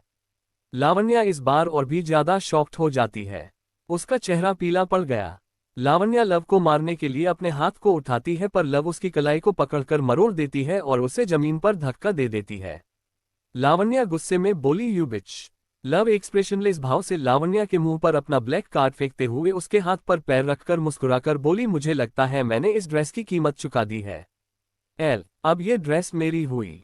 जल्दी करो और इसे उतारो। मुझे अभी और इसी वक्त ये ड्रेस चाहिए। अगर तुम खुद नहीं उतारती हो तो मुझे पुलिस कंप्लेंट करनी होगी कि तुमने मेरी ड्रेस चुराई है। लव ने जानबूझकर लावण्या के मुंह पर कार्ड फेंका था ताकि वह चुप हो जाए और आगे गलत शब्दों का इस्तेमाल दिव्या के सामने न कर पाए। उसने देखा कि दिव्या बड़े ध्यान से सब कुछ देख रहा था तो उसने उसे ऑर्डर दिया, दिव्या अपने कानों पर हाथ रखो और इस तरफ पीठ करके खड़े हो जाओ। दिव्या तुरंत लव की बात मानकर अपने कानों पर हाथ रख लेता है और पीठ करके खड़ा हो जाता है। इस वक्त दिव्या को ढूंढते ढूंढते परेशान होकर राहु और केतु भी वहां पर आ जाते हैं। राहु के हाथ में पानी की बोतल थी। जब उन्होंने लव और दिव्या को इतने सारे लोगों के बीच देखा तो दोनों परेशान होकर उधर चले जाते हैं। लावण्या अब उठ भी नहीं पा रही थी। उसकी हाई हील्स टूट चुकी थी। उसका पर्सनल बॉडीगार्ड डरकर एक कदम पीछे हो गया था। लावण्या चिल्लाती हुई बोली, तुम बस देखो रंधावा परिवार कैसे तुम्हें सबक सिखाता है। इतना कहते ही जैसे ही उसने अपने फोन को उठाया अचानक एक डरावनी और दमदार आवाज वहां गूंज उठी, जिसे सुनकर हर कोई सहम गया। मुझे क्यों नहीं पता कि रंधावा परिवार तुम्हारे इतने करीब है। इस आवाज को सुनते ही सभी मुड़कर देखने लगे। द्रांश एक्सप्रेशनलेस भाव से लव के बगल में खड़ा हो गया। उसके अंदर से एक डरावनी आभा निकल रही थी। उसे देखकर लव हैरान हो गई। लावण्या थोड़ी डर गई थी। वह द्रांश को पहचान नहीं पा रही थी। उसने उसे घूरते हुए कहा, तुम कौन हो और चुपचाप यहां से चले जाओ वरना तुम्हारा बुरा हाल होगा। द्रांश ठंडे भाव से उसे घूरने के बाद दूर खड़े अपने एक गार्ड को देखता है। उसका गार्ड उसके इशारे को समझकर लावण्या के पास आया और उसे एक तेज थप्पड़ मार दिया। लावण्या का गाल सुन्न पड़ गया था। लावण्या के होठों से खून बहने लगा और उसका सिर भारी होने लगा था। लव दिव्या के कारण यह मामला ज्यादा नहीं खींचना चाहती थी, इसलिए उसने राहु के हाथ से पानी की बोतल ली और उसे लावण्या के सिर पर डाल दिया। फिर वह घुटनों के बल बैठकर धीमी आवाज में लावण्या से कोल्ड वॉइस में बोली, अभी और इसी वक्त मेरे बेटे और मुझसे से माफी मांगो। अगर तुमने ऐसा नहीं किया तो मुझे वक्त नहीं लगेगा लोगों को ये बताने में कि तुम असल में एक नाजायज बेटी हो और तुम्हारी माँ जो इतनी ऐशो आराम की जिंदगी जी रही है उन्होंने एक अमीर आदमी से शादी करके उसे तुम्हारा पिता बना दिया। मैं सबको बता दूंगी कि वह ठेके पर काम करती थी। ये मत सोचना कि मेरे पास सबूत नहीं है, क्योंकि ठेके पर आज भी लोग तुम्हारी माँ के दीवाने हैं। इतना कहकर लव खड़ी हो गई। लावण्या का चेहरा और भी ज्यादा पीला पड़ चुका था। वह घबरा गई थी। उसे विश्वास नहीं हो रहा था कि एक अनजान लड़की को उसकी माँ के बारे में सब कुछ पता है। वह घबराते हुए मन में बोली, नहीं, मैं इस लड़की से बाद में बदला ले सकती हूँ। अगर इसके पास सच में सबूत हुए तो मेरी ऐशो आराम की जिंदगी चली जाएगी और सब मुझ पर हंसेंगे। ये सोचते हुए उसने और भी ज्यादा घबराते हुए उसने पीले पड़े चेहरे के साथ दिव्या की पीठ को देखा और अपने दांत पीसते हुए बोली, मुझे माफ कर दो, मुझे तुम्हारे और तुम्हारे मॉम बारे में ये सब नहीं कहना चाहिए। लव उसे देखकर बोली, तुम माफी मांग रही हो या फिर एहसान कर रही हो? लावण्या दांत पीस लेती है। उसने अपनी आवाज को नरम किया और आंखों में आंसू लाते हुए बोली, प्यारे बच्चे मुझे माफ कर दो। तुम तो बहुत अच्छे बच्चे हो ना। मैंने जो कुछ भी कहा उसे भूल जाओ और अपनी माँ से बोलो मुझे माफ कर दे। दिव्या लव के हाथ को पकड़ लेता है और मुंह बनाते हुए कहता है, नहीं, दिव्या आपकी माफी को एक्सेप्ट नहीं करेगा। आपने दिव्या की मम्मा को परेशान किया। ये बात लव के दिल को छू गई। वह दिव्या को गोद में उठा लेती है और फिर लावण्या को घूरते हुए बोली, वैसे तो मैंने इस ड्रेस की कीमत चुका दी है, मगर मैं इस गंदी सी ड्रेस को लेकर खुद को गंदा नहीं करना चाहती, इसलिए इसे मेरी तरफ से भीख समझ सकती हो। बिना लावण्या की तरफ देखे वह चली गई। दिव्या ने अभी भी अपने कानों पर हाथ रखा हुआ था। वहीं लावण्या को बहुत गुस्सा आ रहा था क्योंकि कोई पहली बार उसकी बेइज्जती करके गया था, फिर भी वो कुछ नहीं कर पाए। द्रांश ने गुस्से से अपने गार्ड को घूरते हुए और दांत पीसकर ऑर्डर दिया, किसी ने मेरे नाम को गंदा किया है, उसे इसकी भरपाई करनी चाहिए। उसका मतलब साफ था कि वह आसानी से लावण्या को नहीं छोड़ेगा, इसलिए वह गार्ड लावण्या की तरफ बढ़ने लगा। हर कोई लावण्या पर हंस रहा था, इसलिए वो गुस्से से मुट्ठी बंद कर लेती है। द्रांश के गार्ड ने उसे चारों तरफ से घेर लिया। जब वह होटल के बाहर निकला उसने देखा कि लव दिव्या को लेकर एक कार के पास खड़ी है। दिव्या ने अभी भी अपने कानों को बंद किया हुआ था। लव ने उसके हाथ को नीचे करते हुए परेशान होकर कहा, क्या कर रहे हो? मैं 4 बार तुम्हारे हाथ को नीचे कर चुकी हूँ, तुम फिर से अपने कानों को क्यों बंद कर रहे हो? दिव्या अपने दांत दिखाते हुए हाथ को नीचे कर लेता है। लव ने अपनी तिरछी नजर से पीछे आ रहे द्रांश को देखा और डेविल स्माइल करने लगी। वह जल्दी से कार में बैठ गई और उसने राहु को चलने का इशारा किया। दिव्या खिड़की से बाहर अपने सर को निकालकर द्रांश को देखते हुए बोला, मम्मा ये अंकल हमारे पीछे क्यों आ रहे हैं? क्या वह दिव्या के डैडी बनना चाहते हैं? वह अपने हाथ को बाहर निकालकर द्रांश से बाय कर रहा था। वह काफी खुश लग रहा था। वहीं द्रांश बहुत गुस्से में था। वह दांत पीसकर बोला, बेबी गर्ल मैं तुम्हें समझ नहीं पा रहा। कभी तुम मेरे करीब आने की कोशिश करती हो और कभी ऐसा लगता है तुम्हें मुझमें कोई इंटरेस्ट ही नहीं। आखिर तुम हो क्या? लव कार में मुस्कुरा रही थी। केतु खुद को पूछने से रोक नहीं पाया, बॉस आपने तो कहा था आप मिस्टर रंधावा से शादी करना चाहती हैं, फिर आप उन्हें इग्नोर क्यों कर रही हैं? लव किसी रानी की तरह सीट पर आराम से बैठकर कुछ सोचते हुए अपने हाथों को मसलकर बोली, किसी को अपनी तरफ अट्रैक्ट करने का रूल नंबर 1 यही है कि पहले उसे ऐसा दिखाओ कि तुम्हें उसमें इंटरेस्ट है, फिर अचानक से उसे इग्नोर करो। इससे वह व्यक्ति हर पल आपके बारे में सोचने पर मजबूर हो जाएगा और आपके पीछे आएगा। मैं चाहती हूं कि वह मेरे बारे में सोचे। राहु और केतु एक दूसरे को देखते हैं और अपने सर को खुजाने लगते हैं क्योंकि उन्हें कुछ समझ नहीं आ रहा था। दिव्या अभी भी कार से बाहर सर को निकाले हुए था। ये देखकर लव उसे अंदर कर लेती है। लव आज दिव्या के साथ बाहर ही थी। वे दोनों पूरा दिन पार्क में थे। ऐसे ही शाम हो चुकी थी। रिया बहुत ही खुश होकर अपने शूट से वापस घर आई। वह आराम से लिविंग रूम में बैठकर खुश होकर बोली, अब तक तो उस लव का काम तमाम हो गया होगा, अब तो बस खुशखबरी का इंतजार है। जब डैडी को पता चलेगा कि लव किसी के साथ सो चुकी है तो वह उसे धक्के मारकर घर से बाहर निकाल देंगे। फिर इस घर की इकलौती बेटी मैं रहूंगी और सबका अटेंशन मुझ पर रहेगा। इतना कहकर वह बहुत ही ज्यादा खुश हो जाती है। मिस्टर माहेश्वरी भी इसी वक्त अजय जी के साथ ऑफिस से वापस आए थे।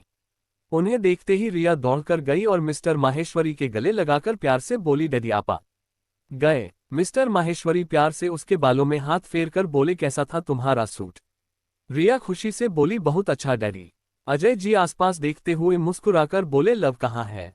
रिया उदास होकर फिर थोड़ा हिचकिचाते हुए बोली, छोटे पापा एक्चुअली लव मुझे समझ नहीं आ रहा, मैं आपको कैसे बताऊं। मैंने उसे बहुत मना किया लेकिन। इतना कहते ही उसके चेहरे पर टेंशन नजर आने लगी। मिस्टर माहेश्वरी और अजय जी भी परेशान हो गए। अजय जी घबराकर पूछते हैं, लव ठीक तो है ना? क्या हुआ है उससे? जल्दी से मुझे बताओ। मिस्टर अजय के ऊपर जैसे पहाड़ टूट पड़ा हो। उनकी बेटी सालों बाद वापस आए, कहीं वह फिर से उनसे दूर ना हो जाए, इसका उन्हें डर था। अपने होठों को दबाती हुई रिया को देखकर ऐसा लग रहा था जैसे डर रही हो, मगर हिम्मत करके वो बोली, छोटे पापा वह मेरे दोस्तों से मिली। उसने कहा उसे वॉशरूम जाना है, पर बाद में मैंने उसे एक बूढ़े आदमी के साथ देखा। जब मैंने उससे पूछा वो कौन है, तो उसने बताने से मना कर दिया और कहा कि वह मैं इसके मामले में टांग अड़ा रही हूँ। फिर उसने कहा कि वो खुद ही घर वापस आ जाएगी और मैं चली जाऊं। ये सुनकर मिस्टर अजय और मिस्टर माहेश्वरी के चेहरे के भाव बदल गए। रिया मन ही मन हंस रही थी पर फिर उदास हो गई। उसकी आंखों में आंसू आ गए थे। उसने आगे कहा, डैडी लव को गलत मत समझिएगा। हो सकता है वह उस बुरे आदमी को पहले से जानती हो और मेरी नजरें धोखा खा गई हो। मैंने कुछ और समझ लिया शायद। उसने इतना कहा ही था कि तभी उसने जानबूझकर टीवी ऑन कर दिया क्योंकि रिमोट पहले ही उसके हाथ में था। उसमें एक न्यूज़ चल रही थी जो काफी ट्रेंडिंग में थी, पर मिस्टर माहेश्वरी और अजय जी को कोई फर्क नहीं पड़ा, लेकिन रिया के चेहरे के भाव अचानक बदल गए। इसी वक्त विला के बाहर एक कार आकर रुकी। लव दिव्या को लेकर अंदर आए। दिव्या ने एक टॉय गन पकड़ी हुई थी और वह इंटरेस्ट के साथ उसे देख रहा था। लव जैसे ही अंदर आई उसने माहौल थोड़ा सा गर्म महसूस किया। अजय जी उसे देखते ही घबरा गए। वो जल्दी से उसे गले लगाकर बोले, क्या तुम ठीक हो? तुम्हारी बहन क्या कह रही है? तुम किसी बुरे आदमी के साथ थी? क्या तुम उसे जानती थी? कहीं उसने तुम्हें नुकसान तो नहीं पहुंचाया? लव हैरानी से बोली, आप ये क्या कह रहे हैं डैडी? कौन बूढ़ा आदमी? रिया जब लव को अपने सामने सही सलामत देखती है तो वह और भी ज्यादा हैरान हो जाती है। उसके चेहरे का रंग उड़ चुका था। वह मन में बोली, ऐसा कैसे हो सकता है? मेरा प्लान कैसे फेल हो सकता है? वह कुछ बोल नहीं पा रही थी, मगर तभी लव के चेहरे पर कमजोर वाले एक्सप्रेशन आने लगे। उसने अजय जी को देखा और फिर उदास होकर बोली, कौन बूढ़ा आदमी डैडी? रिया दीदी तो मुझे होटल में अकेला छोड़कर पता नहीं कहाँ चली गई थी। उन्होंने कहा था वह थोड़ी देर में आएंगी। मैंने उनका बहुत इंतजार किया लेकिन वह नहीं आई। मैं इस शहर में नई हूँ, मुझे बहुत डर लग रहा था। मुझे समझ नहीं आ रहा था कि मैं दिव्य के साथ कहाँ जाऊँ। पर अच्छा हुआ कि मेरी याददाश्त काफी तेज थी और मुझे रास्ता याद था।